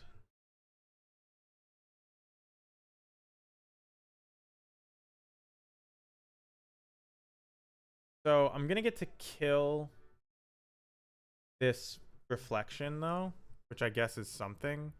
I'm gonna discard a card because my life total is actually serious here.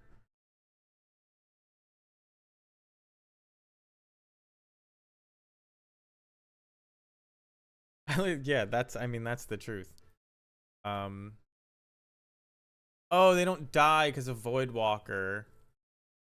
Oh, that always gets me. I walk into that all the time. What do they do here? They copy Voidwalker and they get to, yeah. So I lose this game. Game 3. What did we learn? Nothing. That's why we're still playing Goblins. We learned that maybe Leyline is not where we want to be. No, I mean, I think Leyline helped us stay in that. Although had they spent a bunch of cards to like scam something and then we killed it with our removal spells, which we have enough of, maybe we are in a better place that game. So let's try this. And now they like can't keep scam hands as well because they saw Leyline. So this is a really slow hand. It is not good, but do you really want to mulligan for a faster hand than this against scam? It's just likely going to be a top deck war if you survive at all. So I usually just keep like any 7.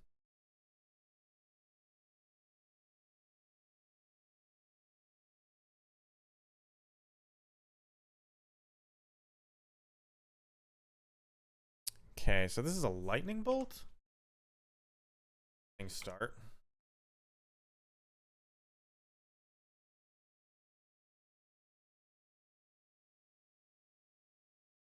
I think I play. Possible you play the Horde Master? Lightning bolt? Yeah.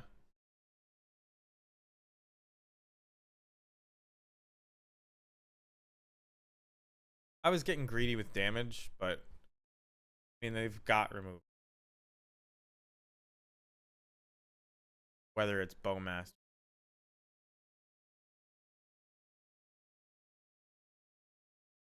Voidwalk. All right, well, we do get to draw 1.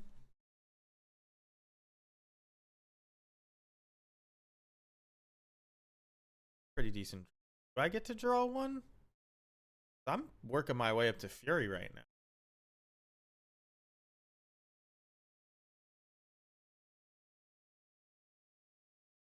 Also working my way up to the combo. Well, no, I can't discard anything because Chain Whirler. And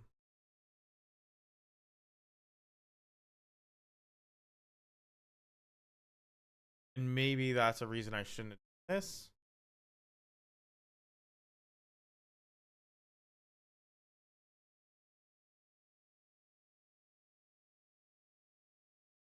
Oh, I'm dumb. I always walk right into that. Now I already shocked this into play. And I used up a land drop. Fuck. So do I have to Fury this? If I Fury, what am I pitching? Doesn't make any. It doesn't make any sense. Let's just hope we don't get punished. I mean, I still kind of want to work my way up to Fury, and my hand is good. Let's just keep working our way up to Fury. Let's do the plan. Even though... Oh my god, why is tapping the hardest thing in Magic?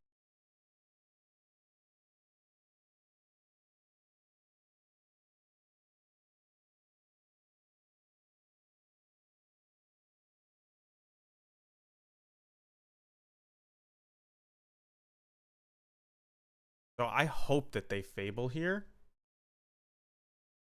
Yeah, okay. So this is like a decent exchange for us.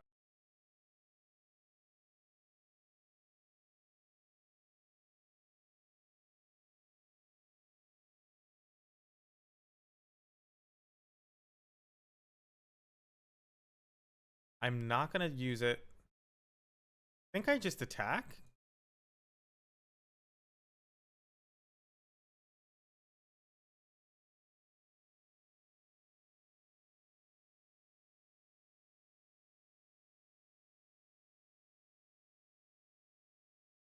Now they can answer back with their own, but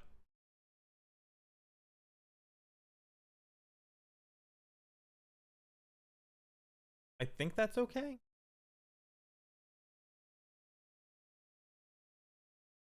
Their fury will take everything but our token. And then maybe we get to draw a card with Mori Marauder.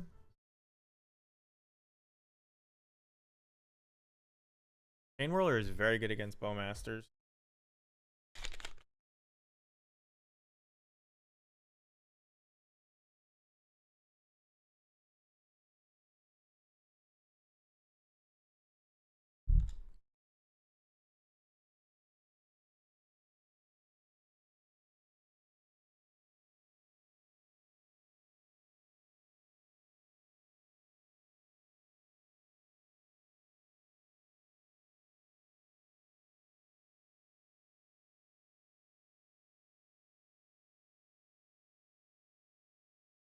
Fourth land, Grief kinda hurt. Really? Back straight into.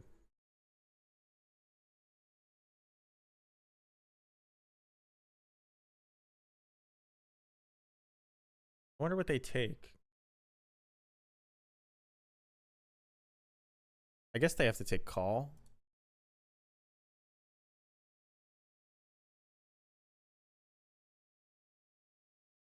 Which isn't sounding good for them.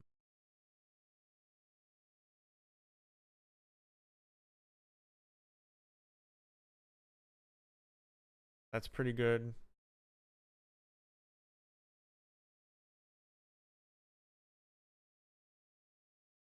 We play our Moria Marauder. We swing with everybody. If they block with Grief,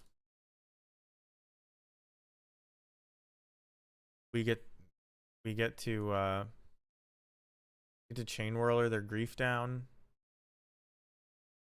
And they're at a really low life total.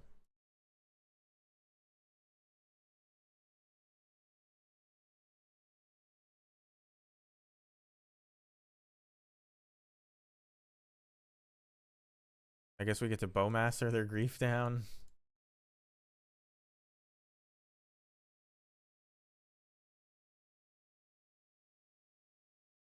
And we've descended.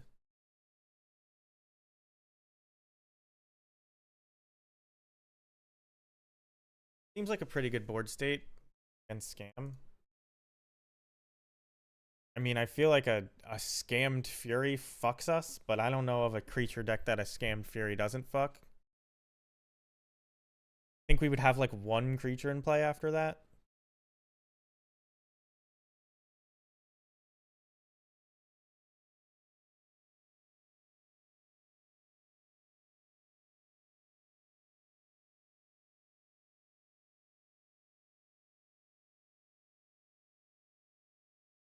Back, guys, we real deck. We're a real deck. We can do it. You see this? I made this. This horrible sideboard. we boarded in ley lines and then boarded out ley lines. I don't know if that's a real strategy, but we did it. I am pretty proud that, first of all, we're 3-0 on this stream, but that's not league games. I guess I'm counting myself as beating that stupid White Enchantment deck because I conceded early because it was so boring. I think it was a real matchup. We had that game won. Like, I wasn't patient, but we drew the next card and it was a call of the Death Dwellers that would have just railed them.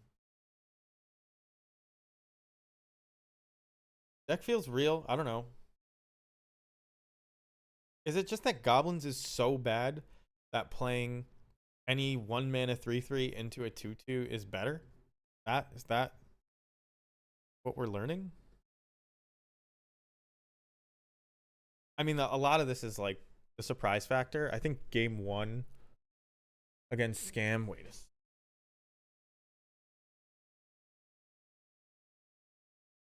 maybe that'll make it like less weird shit. Um, game one, the Scam player took something weird from our. What it. I remember being like, why wouldn't you take my removal spell? I don't. But they didn't take the removal.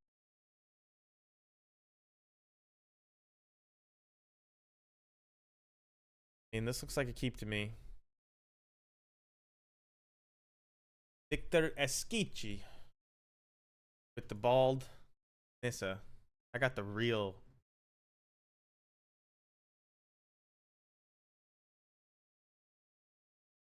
I don't want to listen to.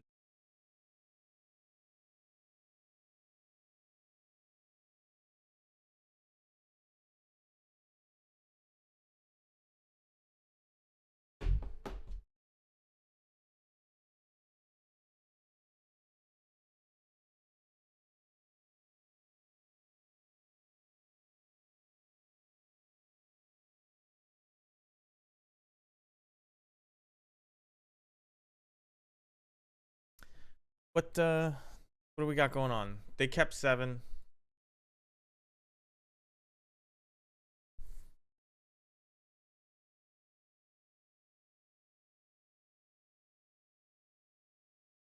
Other versions of this deck used Ragavan, but there wasn't like enough synergy with Horde Master when I had Ragavan, I felt. So I stopped. I took that out and replaced them with the Fanatics and Skirk Prospectors again. It's possible that ramping into Fable is just so good that you want Ragavan, but I don't know.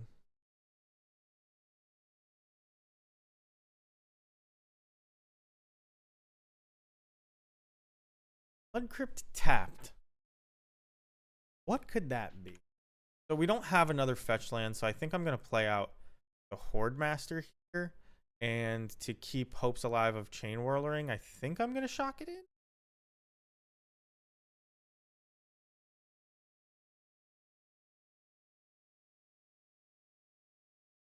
Yeah.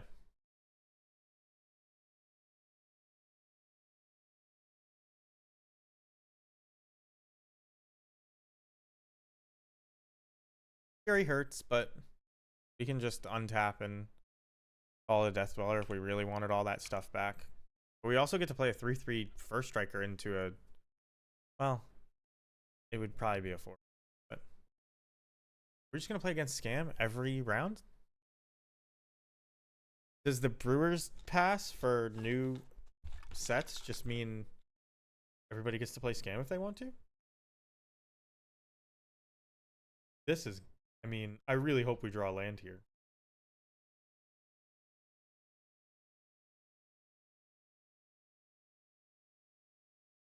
That Verdant Catacombs would have done it, but something else will do it, I'm sure. Moria Marauder? Really do it. It forces. I mean, I can just call a Death Dweller this Runebelt Horde Master back, and then they can't favorably trade. Feels like a waste, though.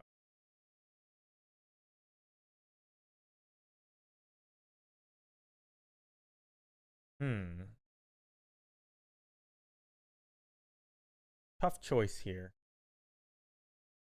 No fetch land hurts. This walks right into Fury. This walks right into Fury. The only thing that doesn't is call a Death Dweller for just Horde Master. Like, that's not even really. It's not even really just about.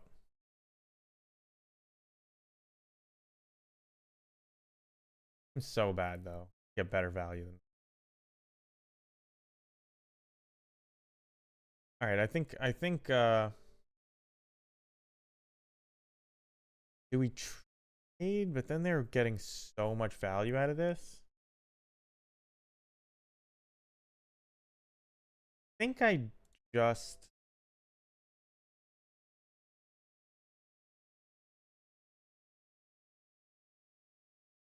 I think I Zoyoa.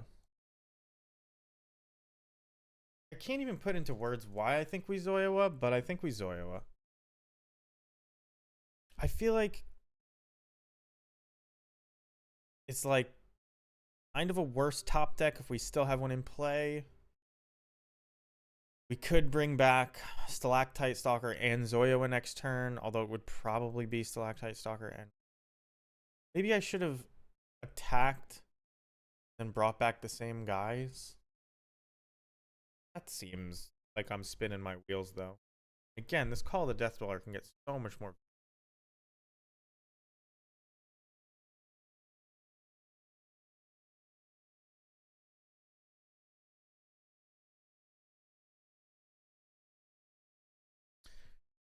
The Fable?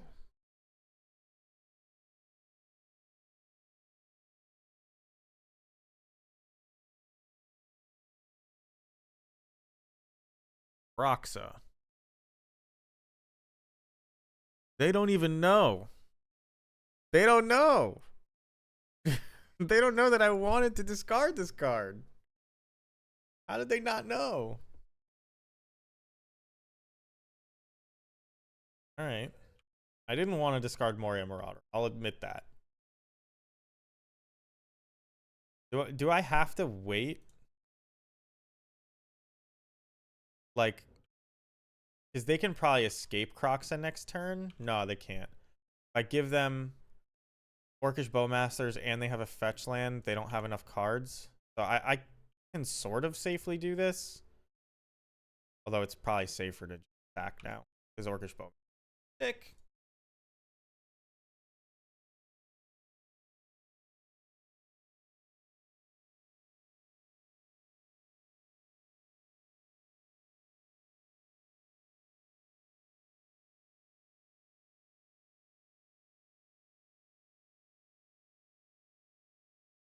Think that's a good idea? You should probably do that. Do it. Yeah. Good block. Good block. Zoyoa doesn't even matter. Go for it. You got this. I believe in you.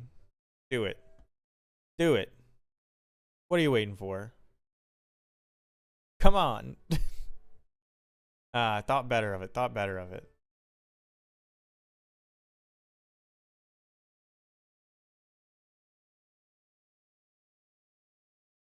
Have they seen my hand? No.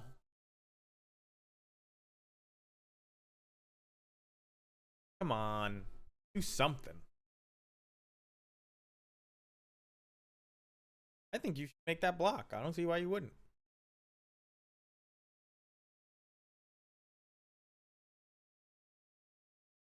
That's a good block too. You know what? Good block. You know, I think after thinking about it, I think this is the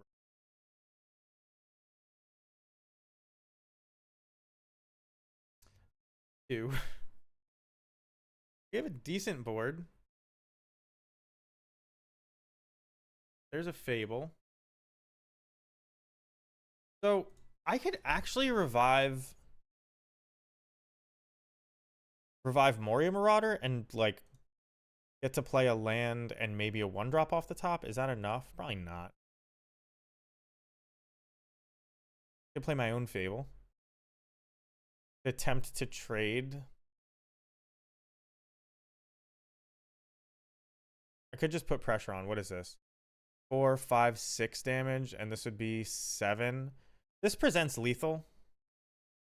And it's like decently resilient, but then it doesn't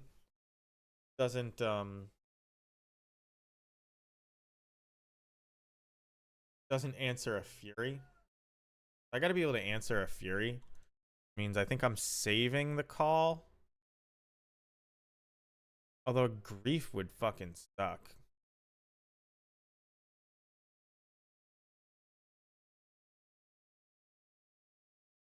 I can just trigger Descend here and hit them for 1, 2, 3, 4, maybe 7.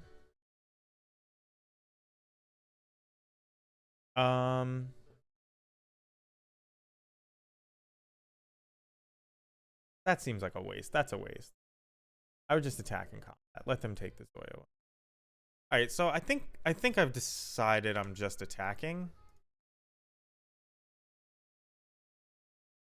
Let them, like, they can eat a Bowmaster if they want.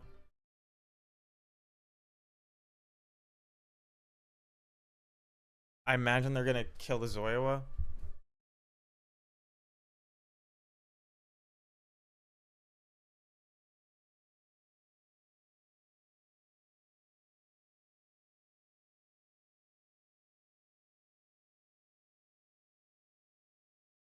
So I have a Bowmaster in play, so they can't really use this ability too great unless they have a Bowmasters to snipe me with.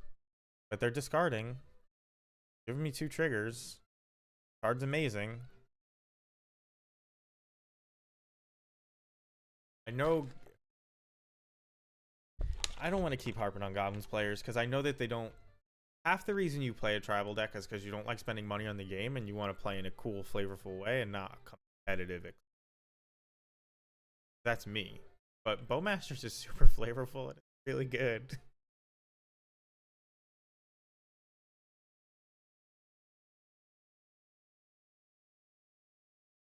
So we're in pretty decent shape against a Fury. I won't say good. We just have 4 power and a way to kill it. But it is decent shape. I think it should have been a Goblin Seas, but you know what? The fact that I, within 6 months, have a way. No, did Spike really do that? He's right. It would have been so good. But the fact that I have a way to play it in a Goblins deck less than 6 months after release, like, I'm actually still decently happy with it. Being an orc. I like orcs, goblins, you know, like, it's a cool theme.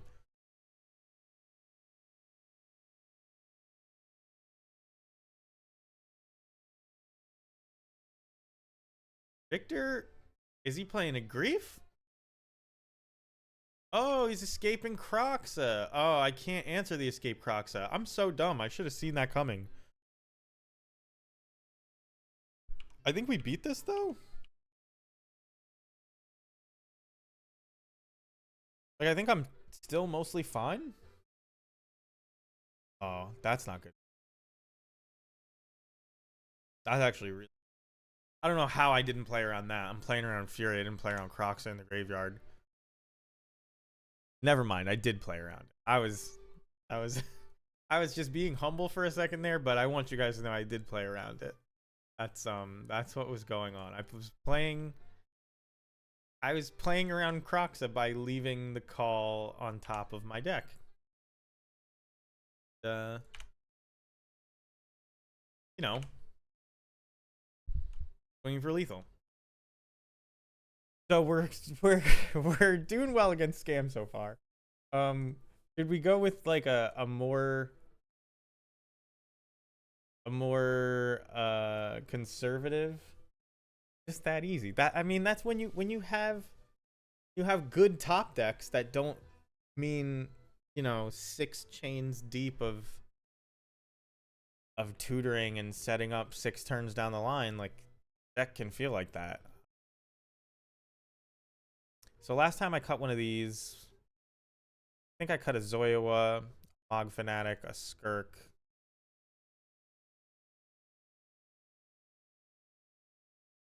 I eventually decided not to play any Leyline. But first game I played 4, second game I played... I think on the draw, Leyline is like actually probably a lot better than it is on the play, right? Should I add more?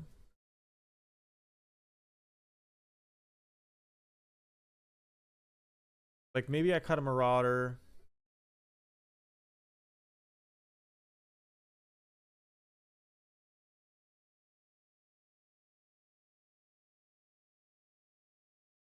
feel like you don't want any skirks.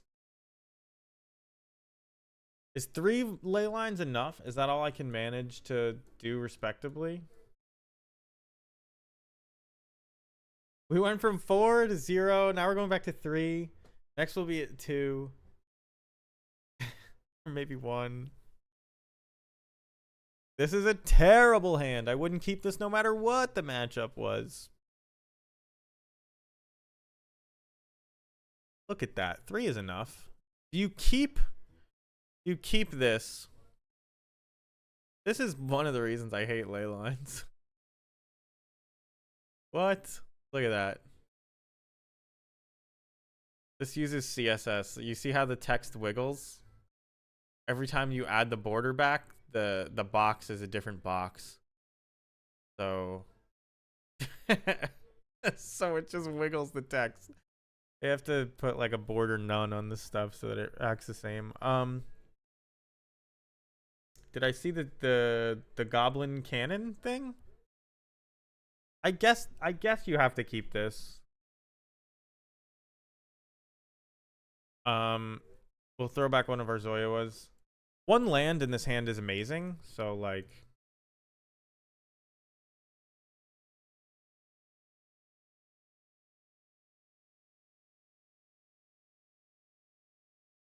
am I even gonna play this?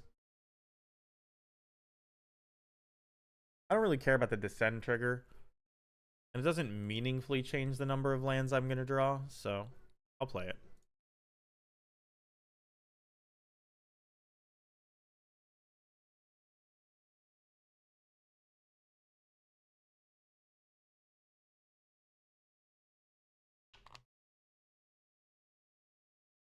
I've been brewing with all of these Lost Caverns of Ixalan, but none of the commander shit, so. No Legacy got that 1 goblin, but I don't know about.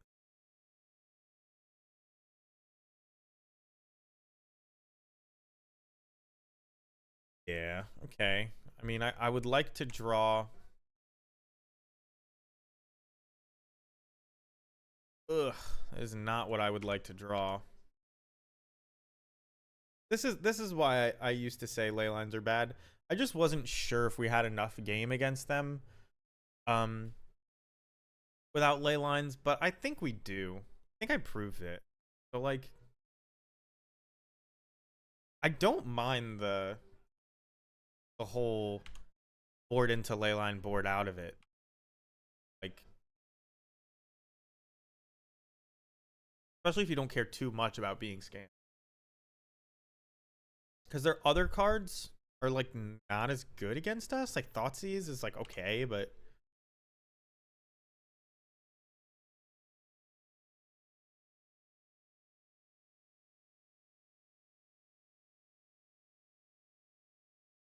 would have liked to have drawn a land.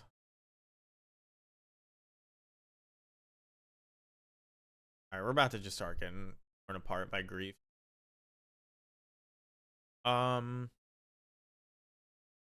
They've seen all these cards. There's no reason to concede. If I draw land, I actually can block this grief with a Bowmaster.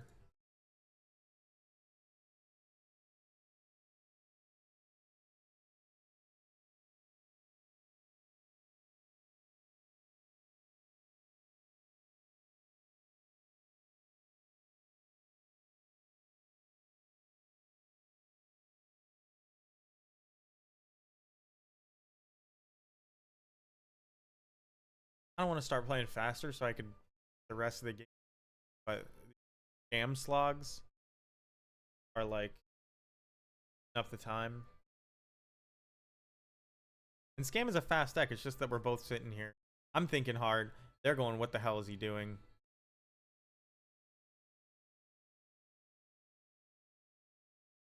I mean, it's got to be Bowmasters. Actually answers one of your cards in play.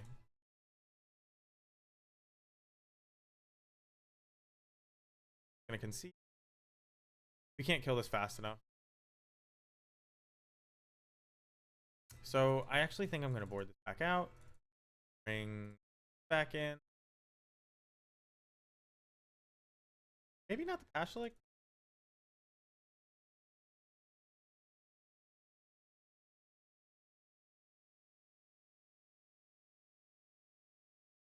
Possible I want Thought Seizes here, but fine for now. This is a decent hand. Look at this. Weird looking. I never expect to see mostly black cards in my corner, but thing.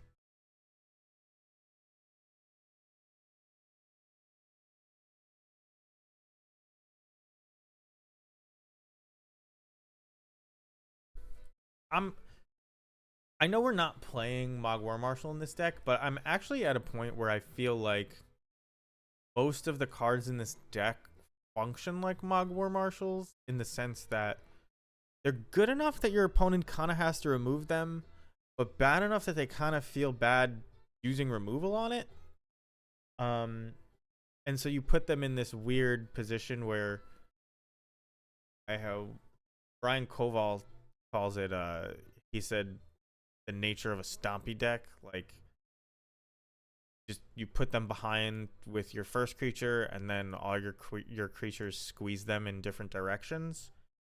So like flood the board with things that are just bad enough for them or just difficult enough for them to deal with, and then their decisions are very tough to make.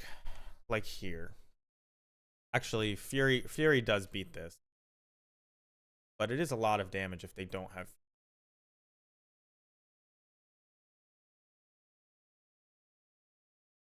Alright, that's like kind of what we wanted to see. They're on like a turnish clock. If they scam Fury, it's not. Which I think they're about to do. I don't know why you would pause here. Other than you're evoking Fury.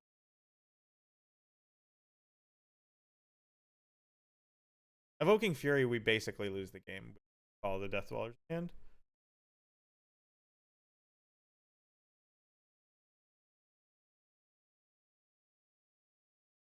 Which is fair.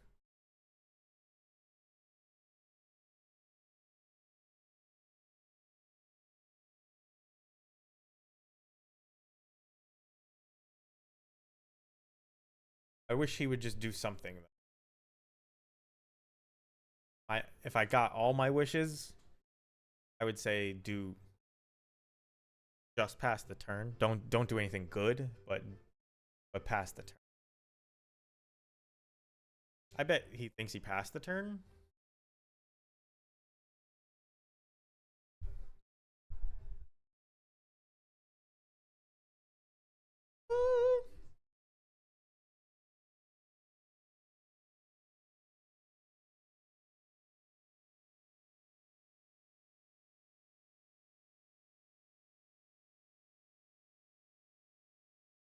Come on.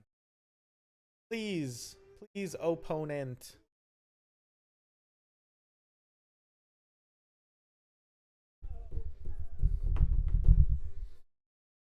Do something. Let's start delving into the dungeon.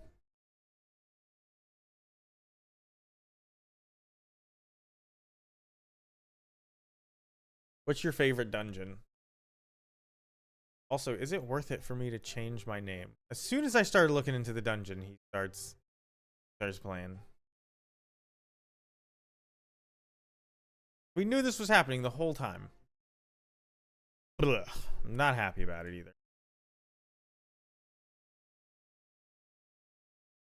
So we need to remove this, but most importantly, we need some kind of action. Bowmaster would be decent because it turns off whatever Fable they've got in their hand. But alright, that's fine.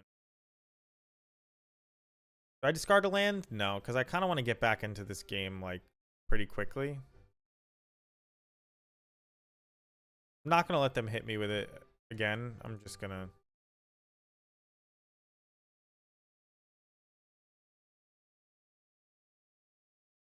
Bowmasters hurts. We're not dead, but Bowmasters hurts.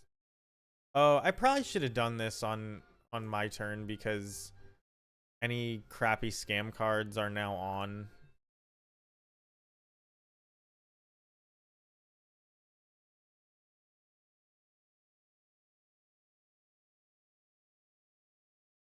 Guard this, nothing's in the graveyard.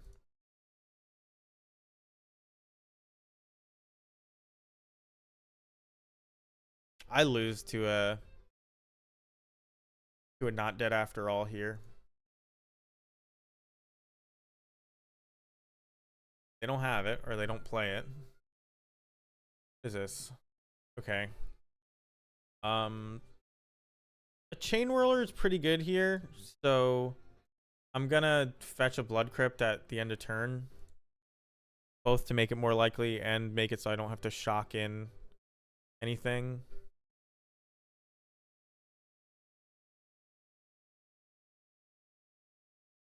That's fine. Knowing that my deck tops, I mean, I guess it tops out at 5, but I probably should definitely discarded the land. I had a Call of the Death Dweller here, but really we're on, well, I don't want the Call of the Death Dweller, so looks like we're dead. 1, 2, 3, 4. I mean, we can still draw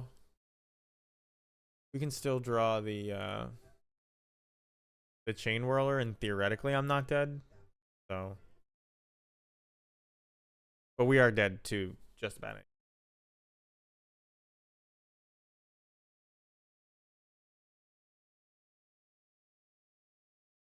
That doesn't do it. All right, we're 1-1 against Scam. We press on. We made it a close game. Well, not those last two, but first match. Or the first game.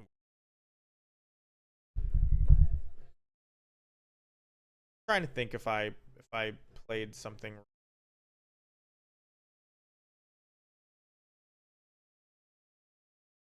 other than discarding the Death Dweller. I definitely shouldn't have done that.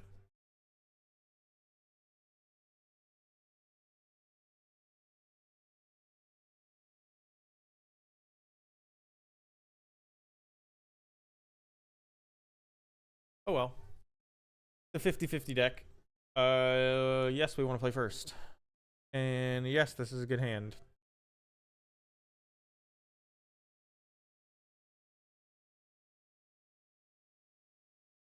Butterfly 21. With the, who is this? Power Stone Engineer.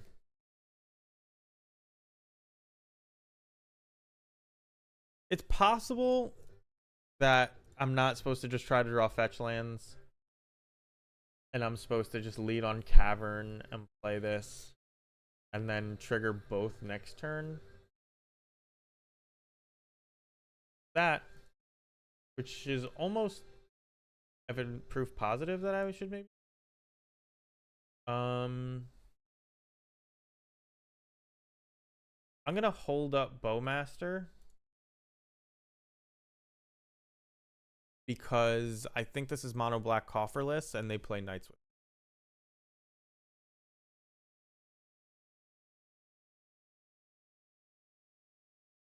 They also play Bowmaster. Do I want to just walk into it?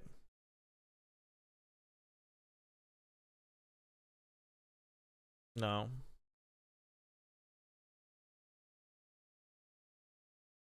Does this count as walking into it? Play that next turn.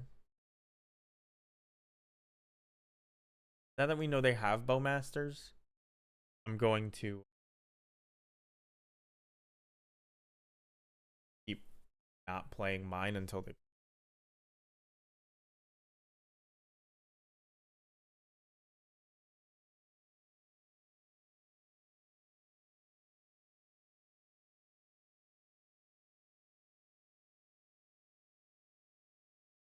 Well, there's theirs.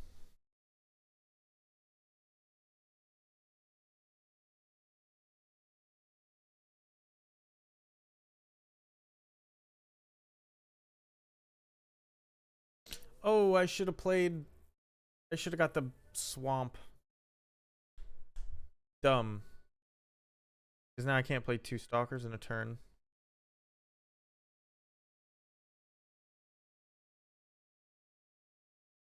I'm gonna attack.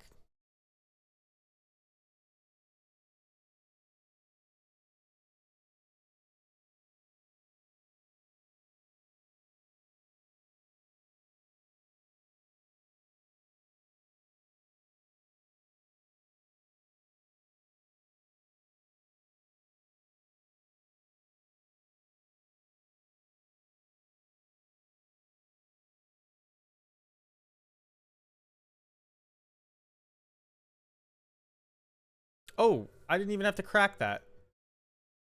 Although I want to trigger descend, so I'm gonna crack it. Blood crypt.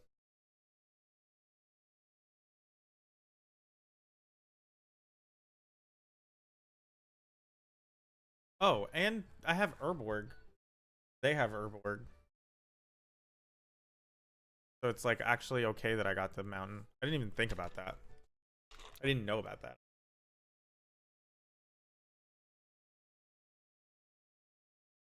Show me your 5-mana play. Or is it just the One Ring? Or is it Karn? It's Karn into Walking Ballista. Kind of hurts. Okay, it's Bloodchief's Thirst on my Bowmaster. Into the One Ring? That hurt. Into Sholdred. Sholdred is difficult to kill. Not gonna lie.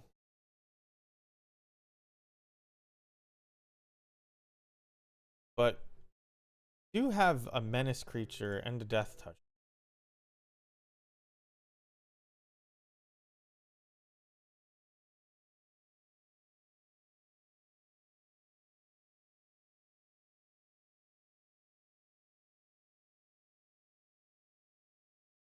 I don't know if we can race this.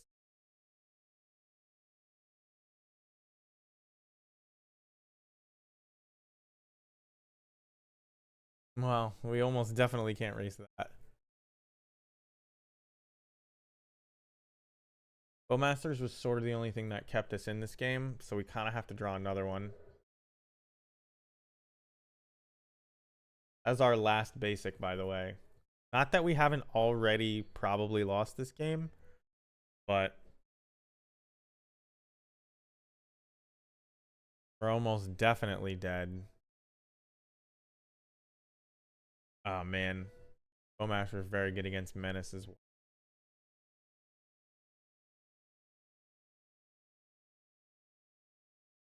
That's bad, and then Fable. I guess I have to play the Fable. Like, kind of my only hope. Because I can draw something that kills the Shieldred. Is there another way to kill the Shieldred? Yeah. Is. I have to get pretty lucky.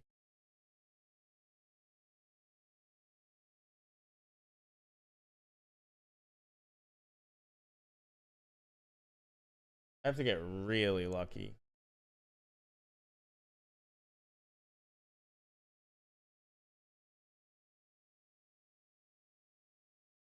If they block...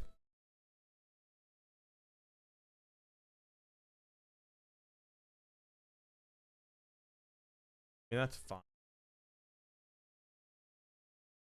So now we descend, and this becomes a 3/3 and a 2/2.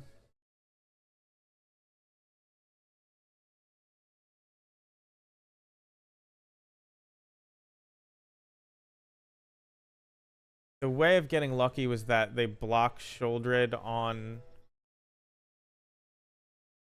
No, I don't even think there was any way. They would have had to block Oyowa.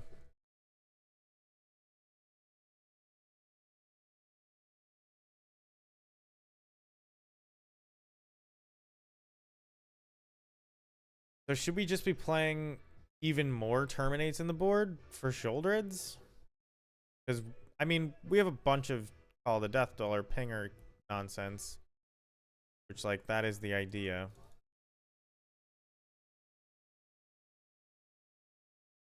How have they not drawn a ring yet? This must be a ring. Well, that was our last non-basic. We only added one basic. Should have been three. Should have been three.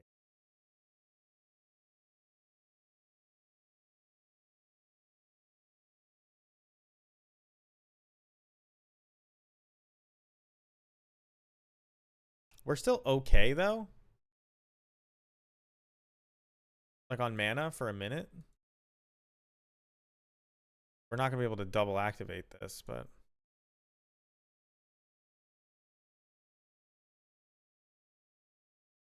that good enough?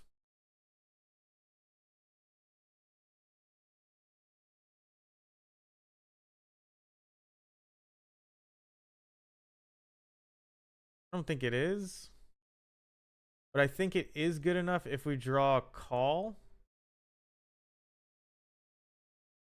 We don't get there.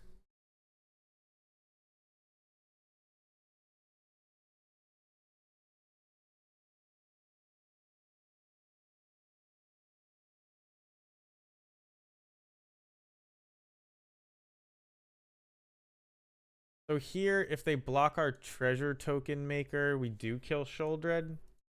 They might not realize that because it's flavor text. Don't realize that.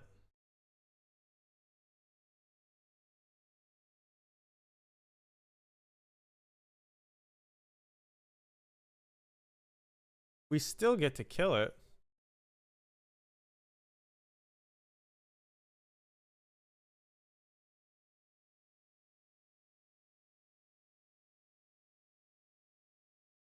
And this will trigger descend.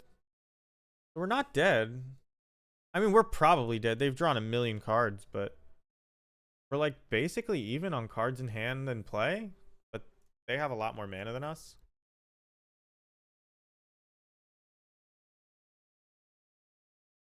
Oh, that's just a fucking strip mine.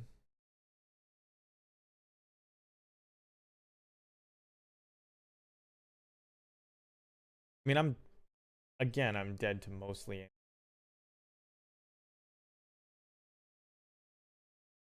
Exactly dead to that. Second Sholdred. I don't think I can answer this without drawing a Call of the Death Dwellers.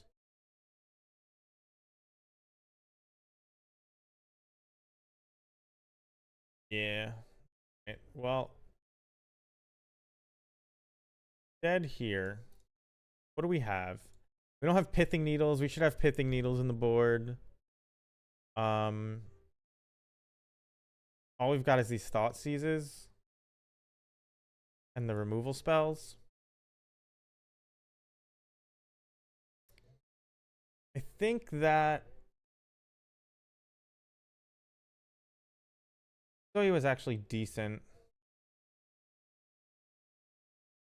What's bad? Probably these not impactful. Because it's called a Death Dwellers that I need to draw. Not pingers. Like I have enough pingers.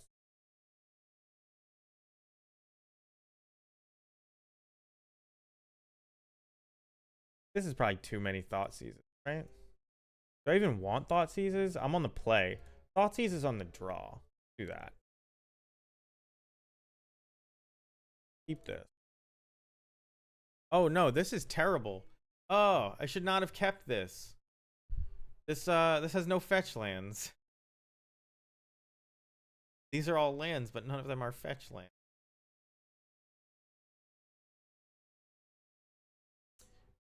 Take.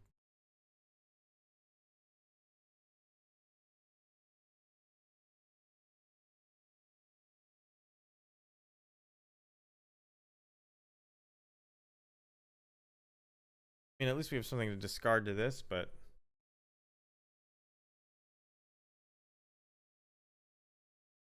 we probably want Pithing Needles for the One Ring.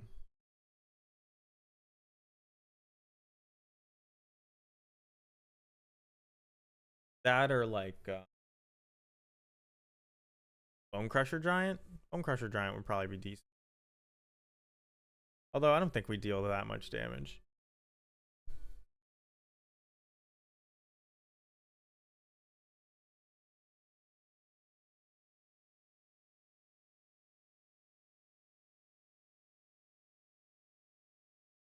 not really.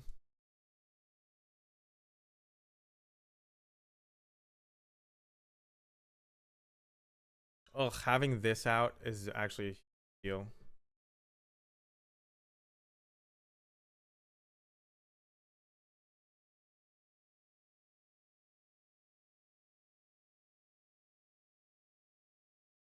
Well, I'm gonna crack that.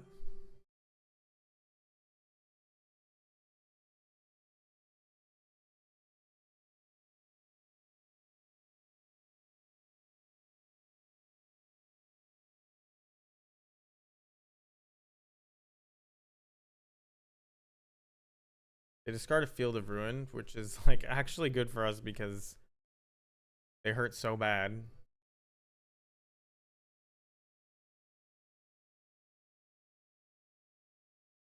They know it.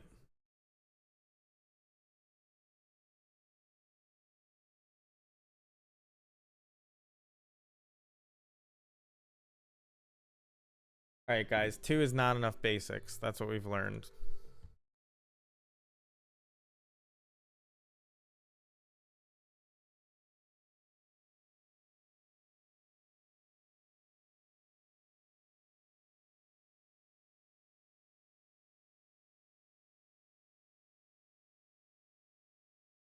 We don't need to let them know that we have a lot of lands in hand.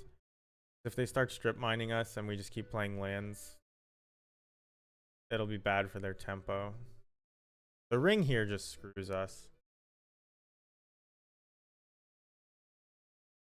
The ring hurts so bad.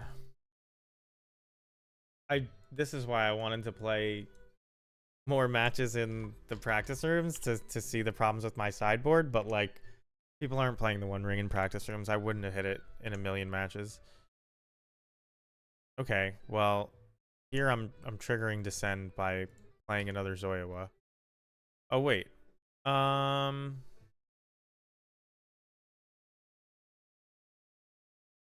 It doesn't target them and they lose the life. I don't know if are they protected from loss of no, right? I think this does it. I know I attacked them for no reason.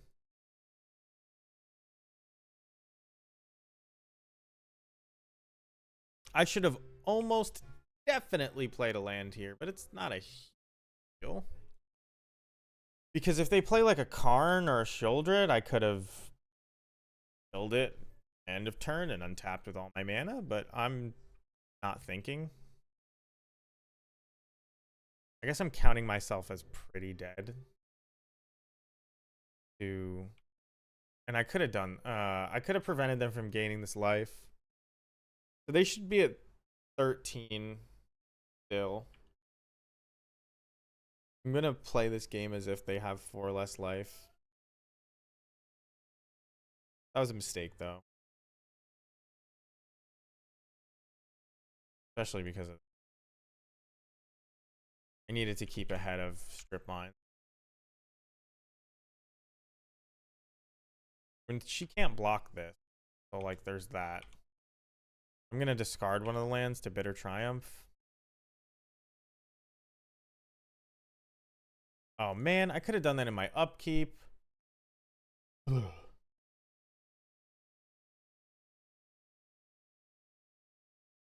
I was gonna do it.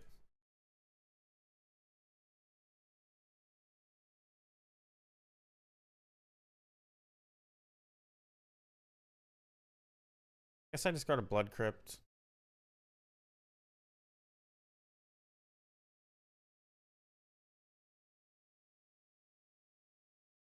Don't tell me they're gonna not dead after all. They're shouldered. No way.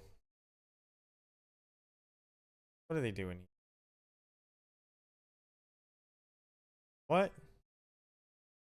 They're marching my Zoyawa, which I would be able to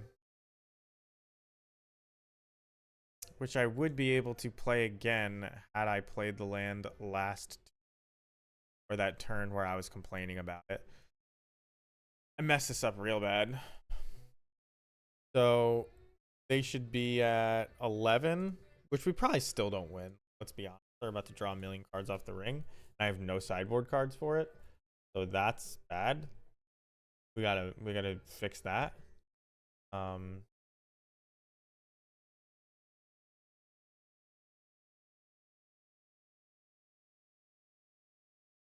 okay, bad. But we may, I don't know. If it's another shouldered, we're screwed. I'm just gonna concede to another.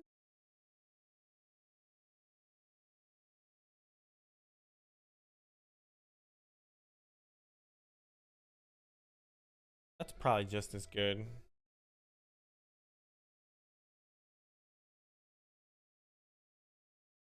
They could get a one ring, but they don't even need to. So they blow up the rest of my lands next turn? Yeah, alright. We lost this game. We need even more basics.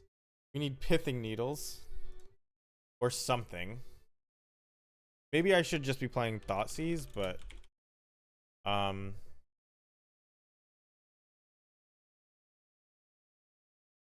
this is probably too many blood moons. I don't think we actually need the Furies like that. These maybe should be main. I don't think you need this many Thoughtseizes.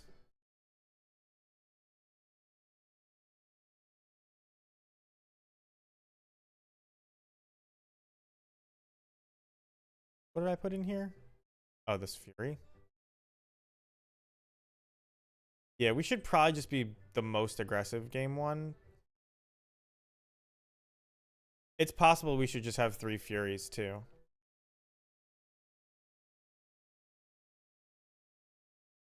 So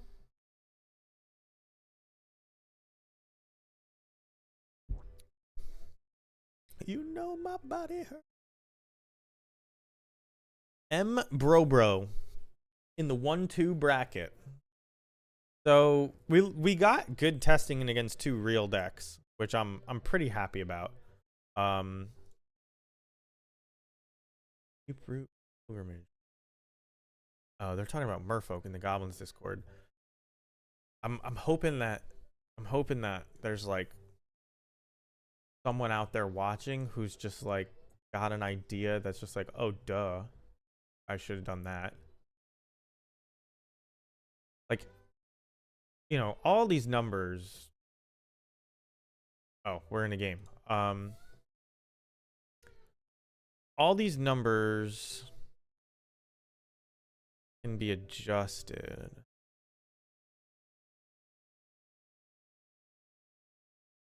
I don't want to get, I guess I'm on the play. Okay, so I think we're going to test that thing I said earlier where maybe I'm supposed to play the fetch the next turn instead of just trying to draw fetches. And I do have 10 in the deck, but there would be 9 more. But actually, you know what? If I get a Blood Crypt here, I can trigger Descend again anyway, even if I can't trigger it next turn.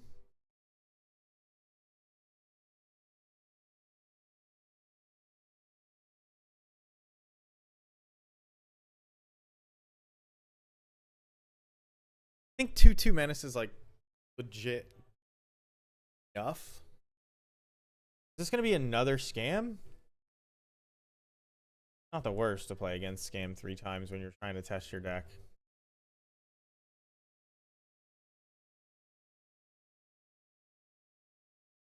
I don't even know what you take. It all looks so terrible.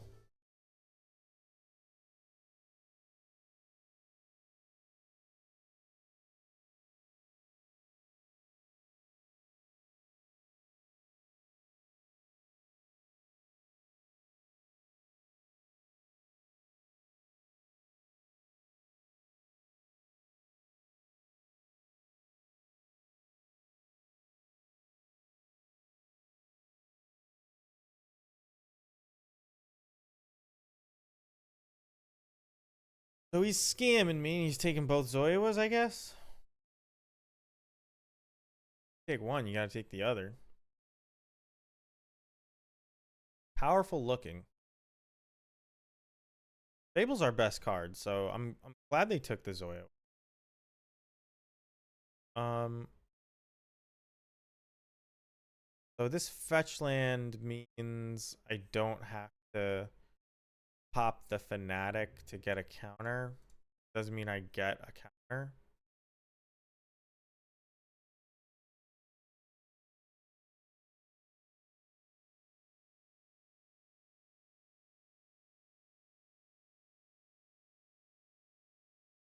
I do things in a crazy order. Doesn't really matter. Most of the time. I understand when it does.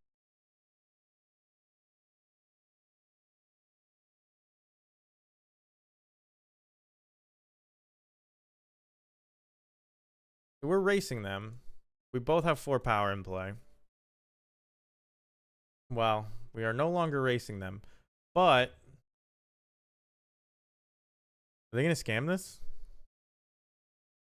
If they scam it, I don't really have many outs.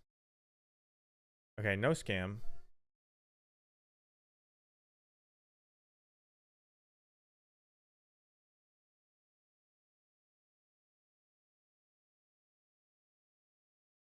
And Fable can pull us back into this game. Now, we don't have very long, but it can do it.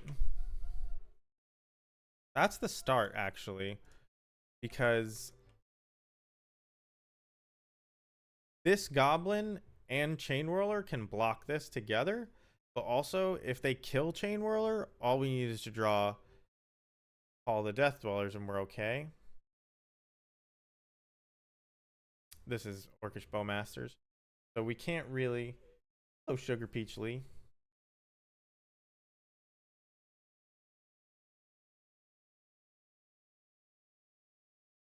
Oh, this is bad for us, but I mean...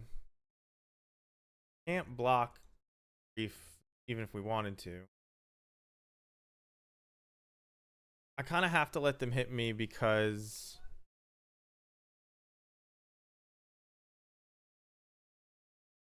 I need this Chain Whirler. I win from 5? I know. It's really annoying. I should just...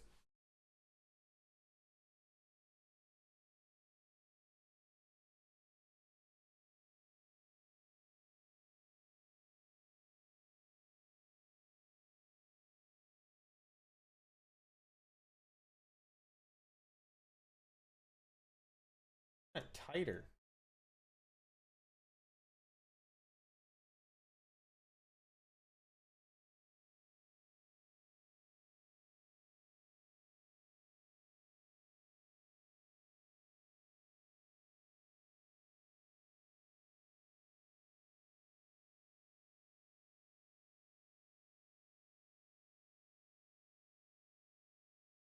Better.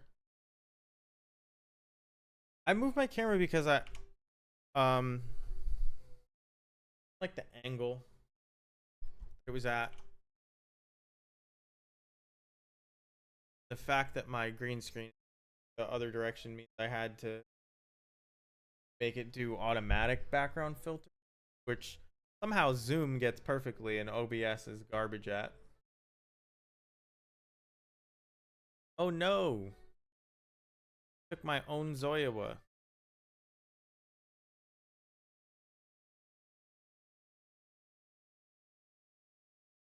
Well, I mean, that's what we needed. Exactly what we needed.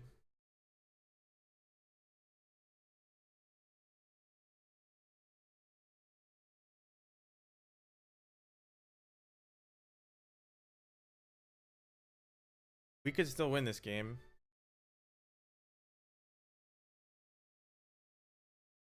That was a huge top deck.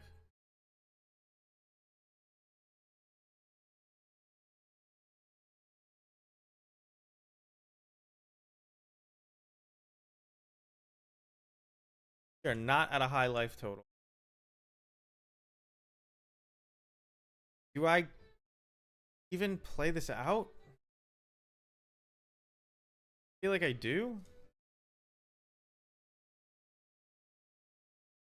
Because I need to draw land anyway, so like if I get grief, They're just going to take a Fury in my hand. I need to draw a land if I'm going to play Fury is what I'm saying.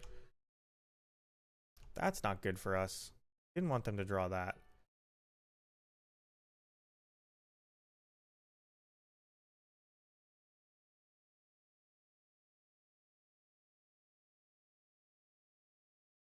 But we're in actually decent shape here. They took it all.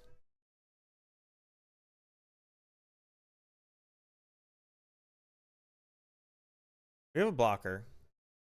They can Fury us, but we have a blocker. So we're not just dead to Bowmasters.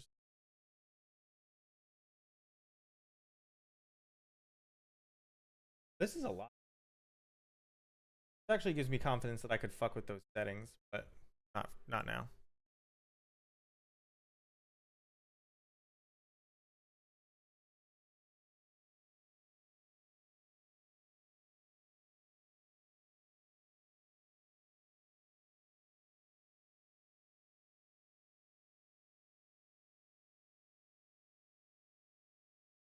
What have you got?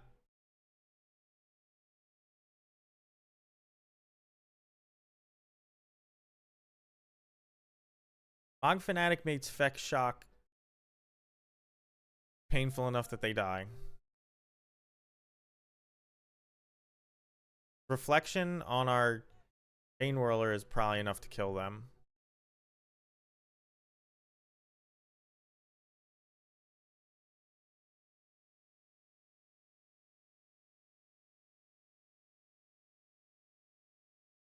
Fury hurts. Fury hurts real bad.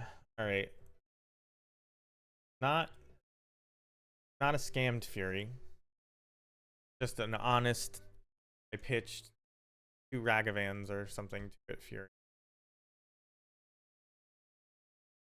So they're killing.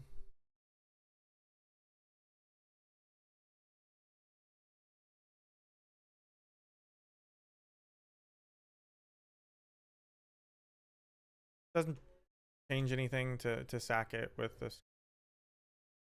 Just like trying to. They have 0 cards in hand, so they can't attack.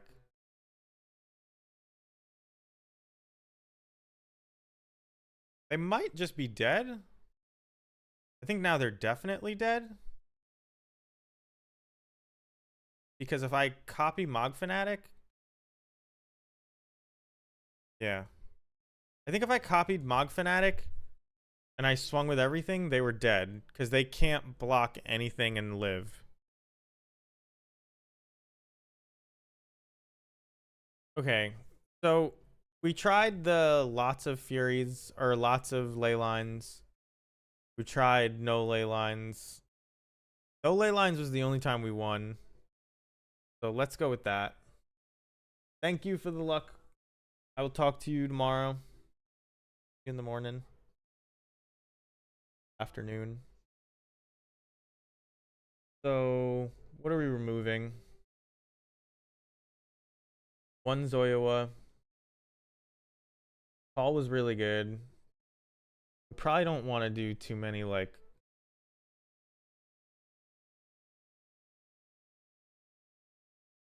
contraptions. I don't think Skirk has been very good. Do you keep a 1-lander with Fury in it? On the draw? I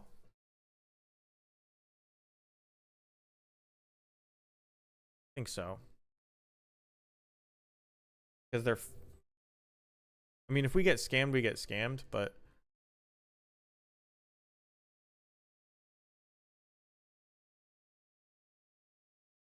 Ragavan.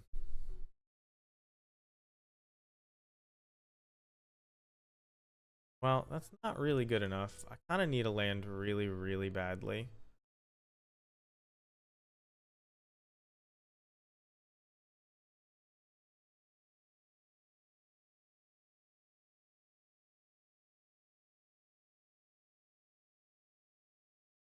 Kind of saw that coming.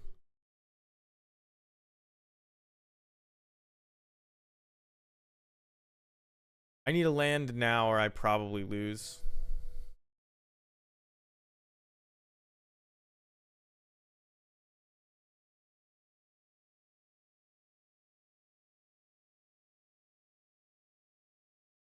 They don't have a second land. All right, well that's good.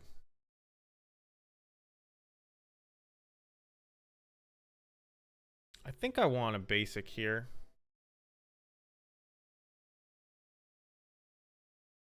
And guess what Moria Marauders does? It blocks Ragavan.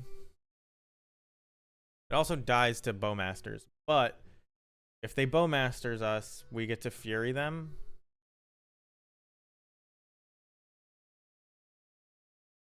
Fable?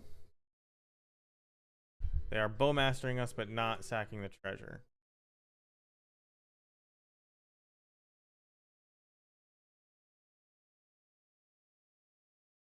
So they can Fury us next turn just straight up.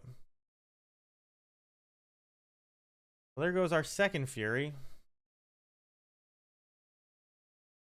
Well, that was a great draw. I could not have asked for better.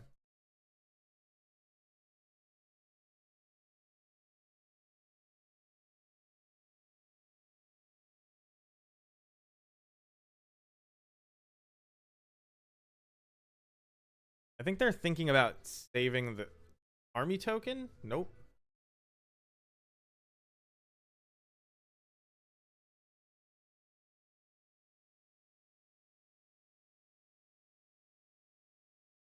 Okay, so in my upkeep, I'm going to Bitter Triumph that. And I'll pay 3 life.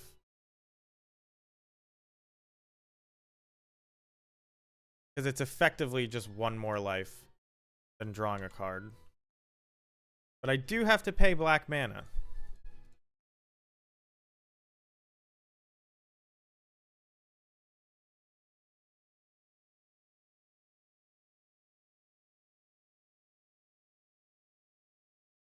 Alright, they gave it Undying. That's very bad for me. That's very bad for me. What are my outs even? Fuck. They're just gonna smack me.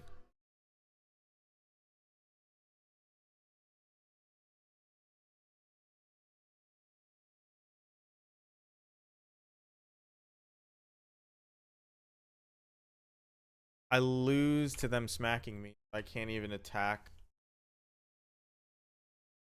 to like try and get some stuff into the yard or whatever. Ugh. Oh, that hurts. They take the call. Unless they don't understand. But yeah.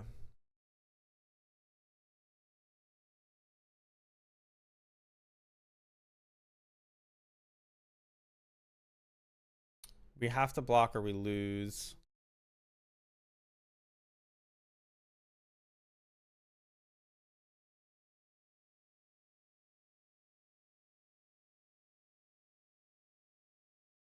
Well, that was a decent draw.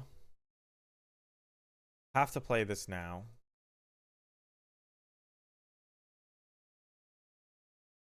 Oh. Damn it. That's so bad. The line it just screwed us there. Not being on.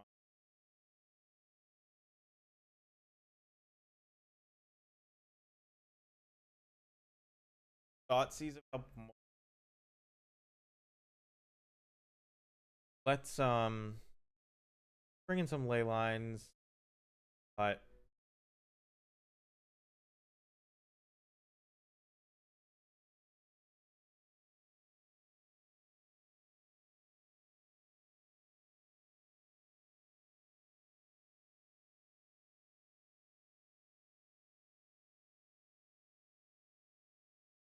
this is a pretty bad hand. Really good against scam, I think. A scam. It's good against a scam. We have no pressure. And there's no ley lines in it. Hand is even worse. Because none of these work together. Don't have fetch lands for the stalkers. Can't cast this. This doesn't. Oh man, we're mulling the 5 against Scam and not finding a ley line. I mean, you keep this, but like, fuck.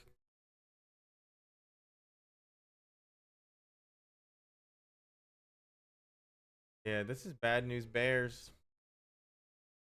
I guess you just keep lands.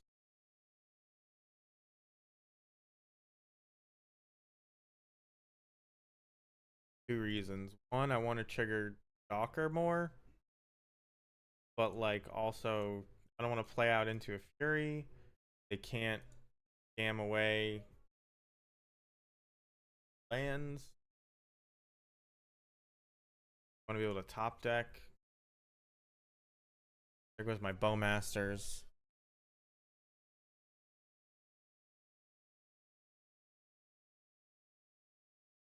Came right back.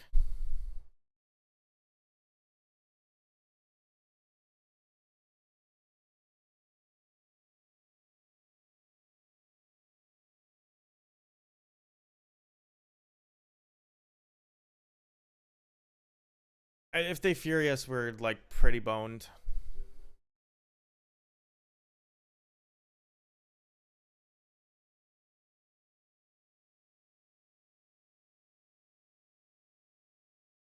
Okay. I mean, that's fair. Call would be a decent draw.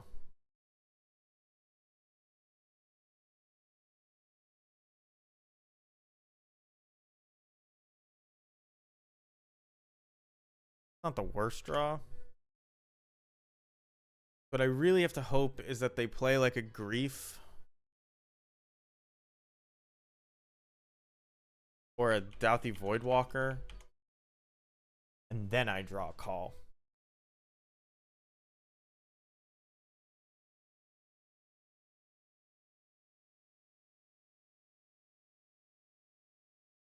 I would also like them to draw nothing and me to have like Moria Marauder. Okay, so there's Doughty Voidwalker, which we do need to kill because we need to be able to do our call stuff.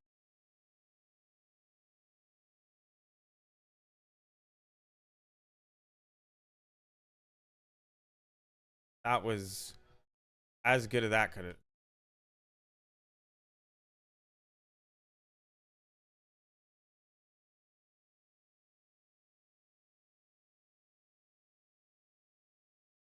Woo! I think that was what I asked for. But do I just cast it? I actually feel like I do just cast.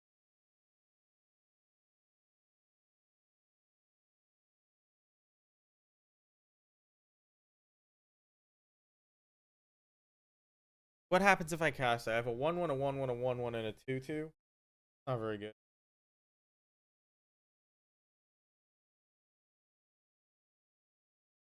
You have 2 cards in hand. I can't beat a Grief by holding this. Yeah, this is all right. The deck is designed for this. Like in a top deck war, this is 2 cards. That's what this is. We're in a top deck. Don't always draw everything in the order that you want to draw it in. It's fine because you're just looking for pieces of cardboard. They fury you, they fury you. What can you do?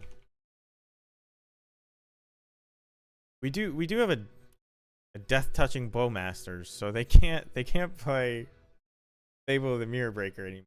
Cut off that out. Ugh, and we knew that this was a problem. I mean, if they scam it, like it's literally not possible to win. I guess we could draw the we can draw Molten Collapse. But that was as bad as that could have turned. They had 2 cards in hand, by the way, so they had to draw either the red card or the not dead after all. So it wasn't like I just walked into that and they had it. It was like they had some amalgamation of that ended up hoping to draw our top decked removal spell because we couldn't mulligan to a ley line or a halfway decent hand. 2 of the ley lines in, right? We only put 3 of them, not 4. That kind of shuts the door because we can't even kill it. All right. Well, it was close. We beat Scam once. We're gonna play the last match. 1-3. We're 1-3, and the deck hasn't felt bad. Like there's something here. I'm not sure I have the best build. I think it's clear that Stalactite Stalker is good. I think Moria Marauder is surprisingly good. I actually don't mind any of it. It's all felt pretty decent. We're 1-2 against, you know, the best deck in the format, so like can't win every game against. We didn't brew the Scam Killer, I guess we. What could this be? Do I want to push damage?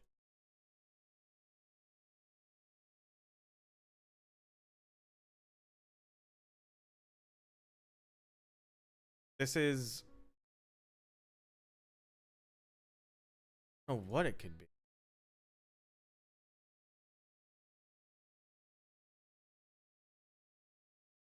I don't remember what plays Flooded Strand anymore. It's probably Rhinos? Is this 4 color? I guess it's 4 color. Why is 4 color in the 1-4 bracket?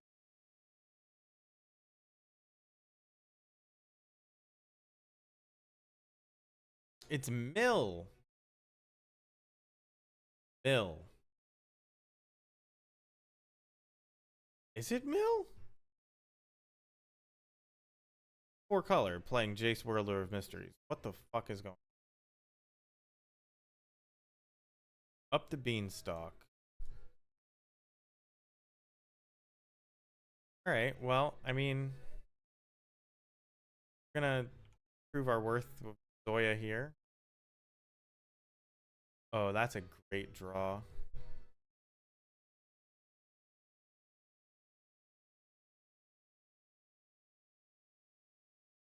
I guess I just have to Bowmaster's end of turn. It's so good. How could you do anything else? Then Moria Marauder's gonna draw 4 million. It's like not even like, oh, I wish I had gotten Moria Marauder. And there's no way they expect a Bowmaster here. So here comes a, yeah. Oh, it's Teferi.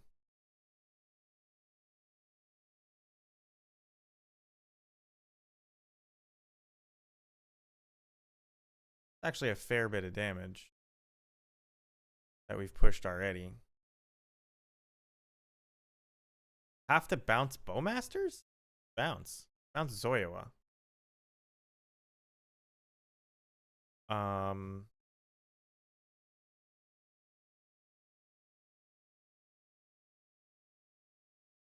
kind of looking for a land, so I kind of want to play Moria Marauder.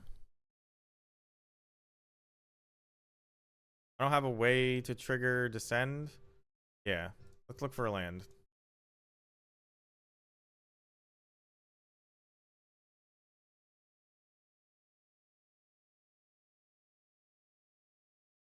If we find a land, we can put a Zoya into play.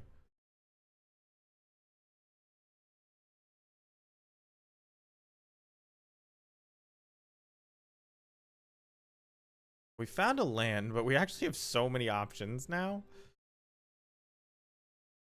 I kind of want a Bowmasters again,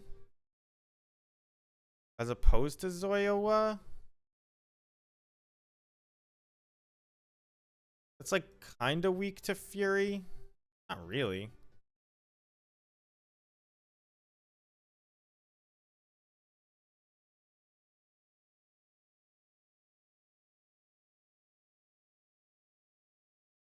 I guess I need to get a Blood Crypt here. I think you get Bowmasters.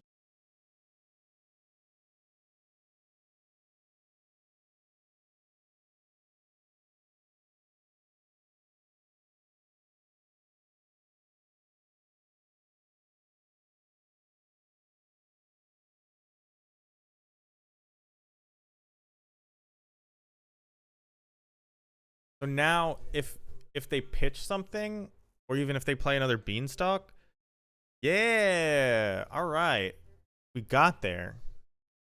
Game one, we got there. I think we need Thoughtseize. This is a hard one. I guess you play Blood Moons, right? That's the whole thing. Why I have them. I don't actually think that you want these Bitter Triumphs. I'm not sure Fury is that good.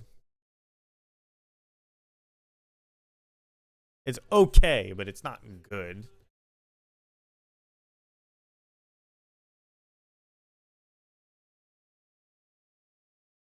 I think maybe you just... Pashlik might just not be good enough for this deck. That could be something else.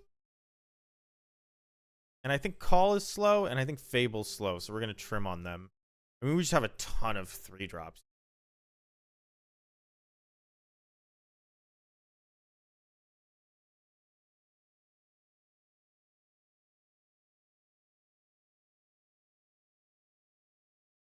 This hand sucks.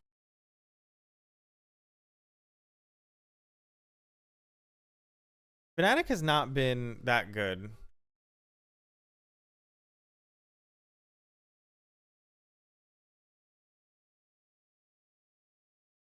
This is a pretty decent hand.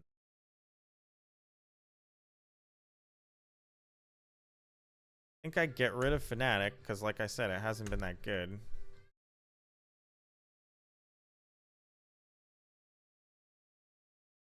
So we're going to Thoughtseize, hopefully rip a bean out of their hand. Or are we just going to turn 2 Blood Moon?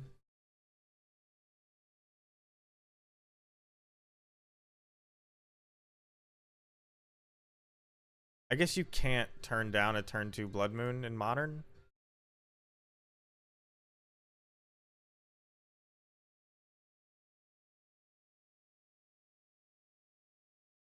Especially when we're going to have a swamp.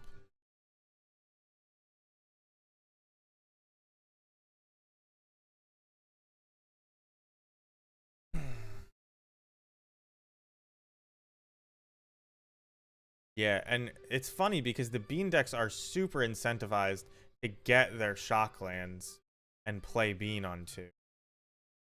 Oh! Alright, that's strange. It only has pro red.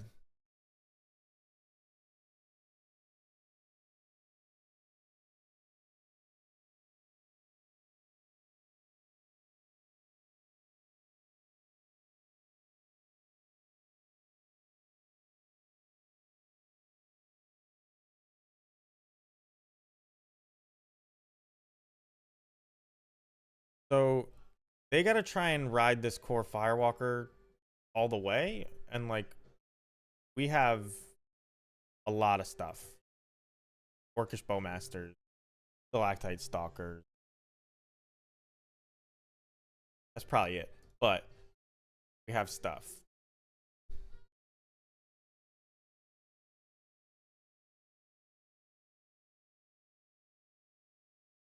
There's one of them, but I think I'm gonna cast Thoughtseize.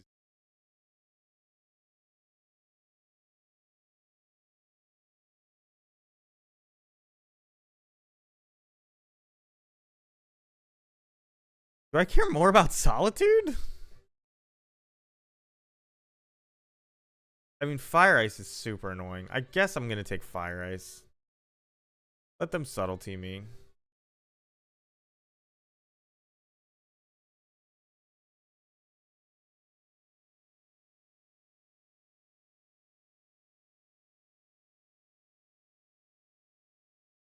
This core Firewalker might get it done because of the Solitude in hand.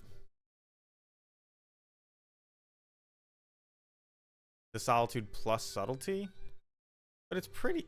I'd say that's unlikely. We're going to see if we can bait out one or the other before this Stalactite Stalker.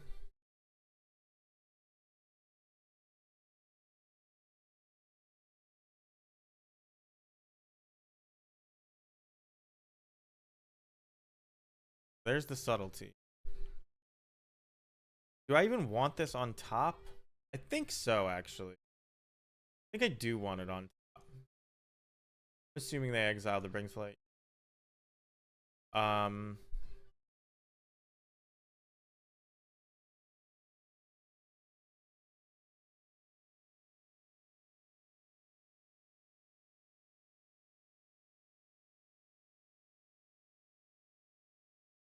I want it on top.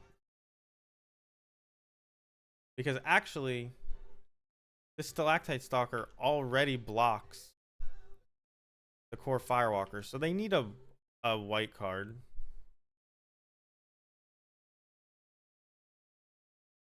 A white card to pitch to Solitude fucks up our plan, dude.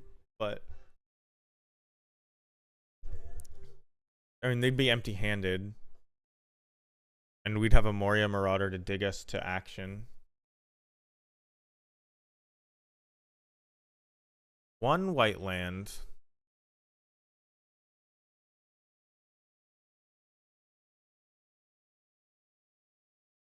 Oh, Solitude. Oh, no. So this is going to use last known information. So I'm just going to activate it. Use the flavor text to kill this guy. Then attack in. Flavor text came in handy a couple times on this Stalker. People are playing real ass decks out here because of the token. So I'm feeling pretty good. I want to find lands.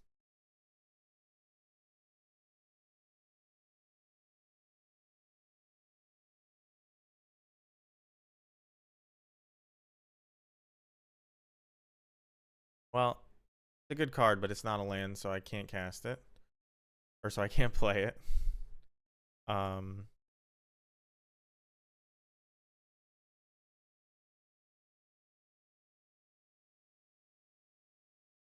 That's a land. So this makes our Moria Marauder into a huge double striker. So this is going to end the game pretty fast. I don't know why I played the land first. That was pretty stupid. Not punished, but pretty stupid nonetheless. I think we're going to beat the beans. We beat the beans to get 50 new items. Our 50 play points. We got half our money back. Closing thoughts. Deck ain't bad. We lost the scam. We need a better sideboard plan versus scam. Our main deck is decently set up versus scam. I don't know if our sideboard is. Pashlik Mons, he never got to do his thing, but he actually didn't feel close to doing his thing ever. Like, there was once or twice where we had him in play with 4 mana and we just didn't have another goblin. But we were never close to call the Death Dwellering him back into play and then do that. That's not how these games played out. But I think the Pashlik Mons gets cut. I don't know for what. We got wrecked by Cofferless and the One Ring. All I had for the One Ring was Bowmasters, and that's like for them specifically very easy to answer. But I think a Pithing Needle or 2 is not a bad call. Moria Marauder was great. Moria Marauder and Bowmasters is so good together. Like, even just that last time with Horde Master and Moria Marauder, like, it puts out damage. Like, Blood Moon plus pressure is like how you win against Beans, and like, this is pressure. I did not expect that. Mog Fanatic never did its thing with Call of the Death Dwellers. I almost just want more ways to give my shitty pingers death touch, but like, it actually, this is just feeling strong. Just these 12, 15 cards, like this right here, strong. Don't need the rest of it. This is strong. And that's something. And I mean, Fable Chain Whirler did the thing once. Horde Master obviously decent with Marauders. I don't think we drew any cards. It could be other stuff. Although no, it helps with Stalactite Stalker being a removal spell. Stalactite Stalker killed that pro red thing. I mean, honestly, that should have been not Core Firewalker, but the other thing that has pro black and red. The Soul Sister, but it's not Soul. I don't know what that. Pashalik needs to get replaced. And it may need to get replaced by just Furies or removal spells in the main. Or maybe some way to draw more cards. All in all, I'm gonna keep playing this and figure out what is up. Yeah, I really liked it. I don't know what else to say. Thank you, Damien F16 trade. Sanctifier and Vec is not the one I was thinking of, but yes. Thank you, Fernleaf. There's another one, which is like,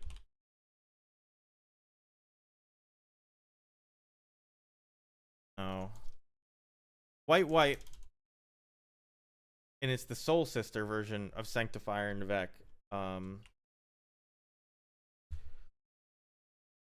Oh, come on. You know the card. You know the card.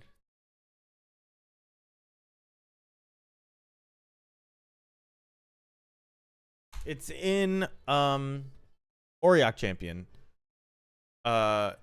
Yeah, it should have just been Auriok Champion or Sanctifier and Vec. Sanctifier and Vec actually is way better. So you're right. Against us, that removing our graveyard is a big deal. So yeah, it felt decent. I'm gonna say these Pashlik Mons are going to the considering pile. We added one of these. We moved this to the sideboard. I don't even know what the current configuration is, but I'm stewing on it. I liked it. I wanted ways to churn through more cards, but who doesn't? Like, Scam doesn't churn through cards. A lot of my confidence in building this deck came from playing a lot of Scam over the past couple weeks, and like it's okay to not draw cards if you're constricting their ability to play the game. Zoya does that, Blood Moon does that, Thoughtseize does that, Removal does that, obviously. So like, I don't know, I'm thinking, oh yeah, and we definitely need Chalices in the board or Void Mirrors, either one, for these you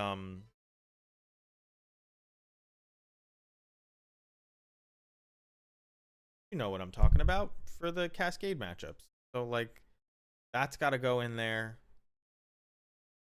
How'd you guys let me join this league with such a terrible side? That was like completely your fault.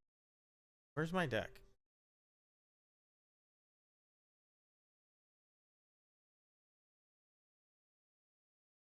Why don't I have the deck anymore? Wasn't it called Mordor? Black Red Mordor? I don't see it. There it is. Oh, because it's not.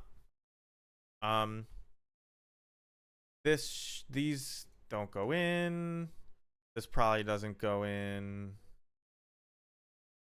I don't know if I like the ley lines even.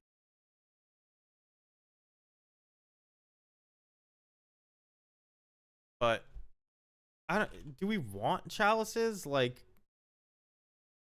does it make sense when we have so many 1-drops to have chalice over Void Mirror? This is a turn 0 answer. Should we be playing Stone of Eric instead of Leyline of the Void?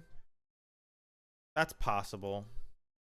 Everybody's playing Stone of Eric these days. It's not the best.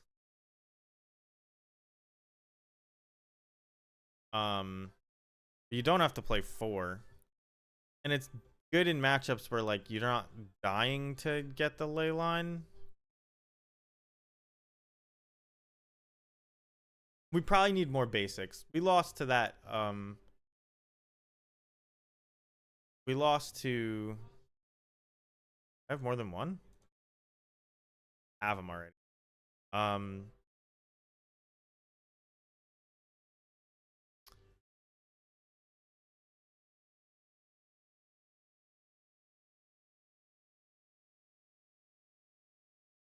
This isn't as good against reanimator strategies, but they're not around right now. So that's not a huge.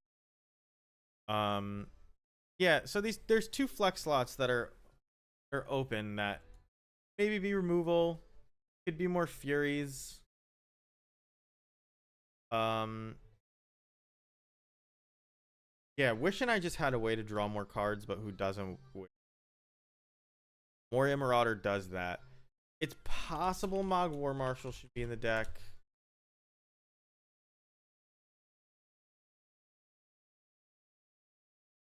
I don't know. I don't think Mog War Marshal is that good. One thing to remember is that Mog War Marshal, it doesn't trigger its echo until the next turn. So it's not like you play it and you get a descend trigger. No?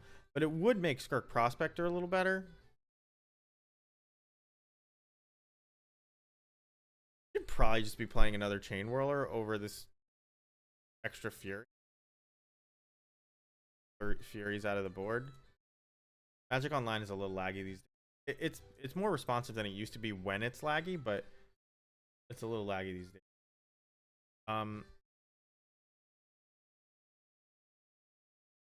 The Chain Whirlers were so good. I must be crazy. I don't know. I felt powerful playing the deck.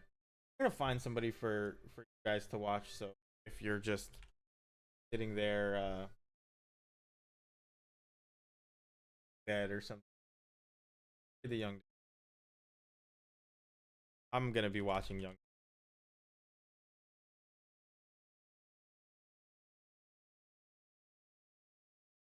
So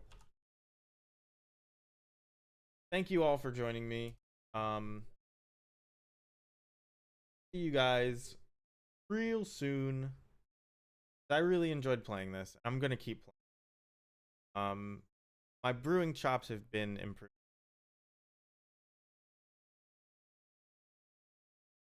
I brewed this red white Forge Moon deck, and it's really not that bad. And the thing that gave me confidence is that Spike was like, "Yeah, that's not that bad." He didn't play it. He just looked at it and he was like, "There's something there. I'm gonna work on that." He probably hasn't. He probably forgot about it, but he did look at it. Catches people's eye. I think that this Black Red Mordor, I really do think there's something here. And it may just be that we need to remove some of the 1-drops and play Thought Seizes and just like be a little bit more regular. But Bowmasters and Moria Marauder has me as a believer. And Stalactite Stalker into Zoyoa is a great curve.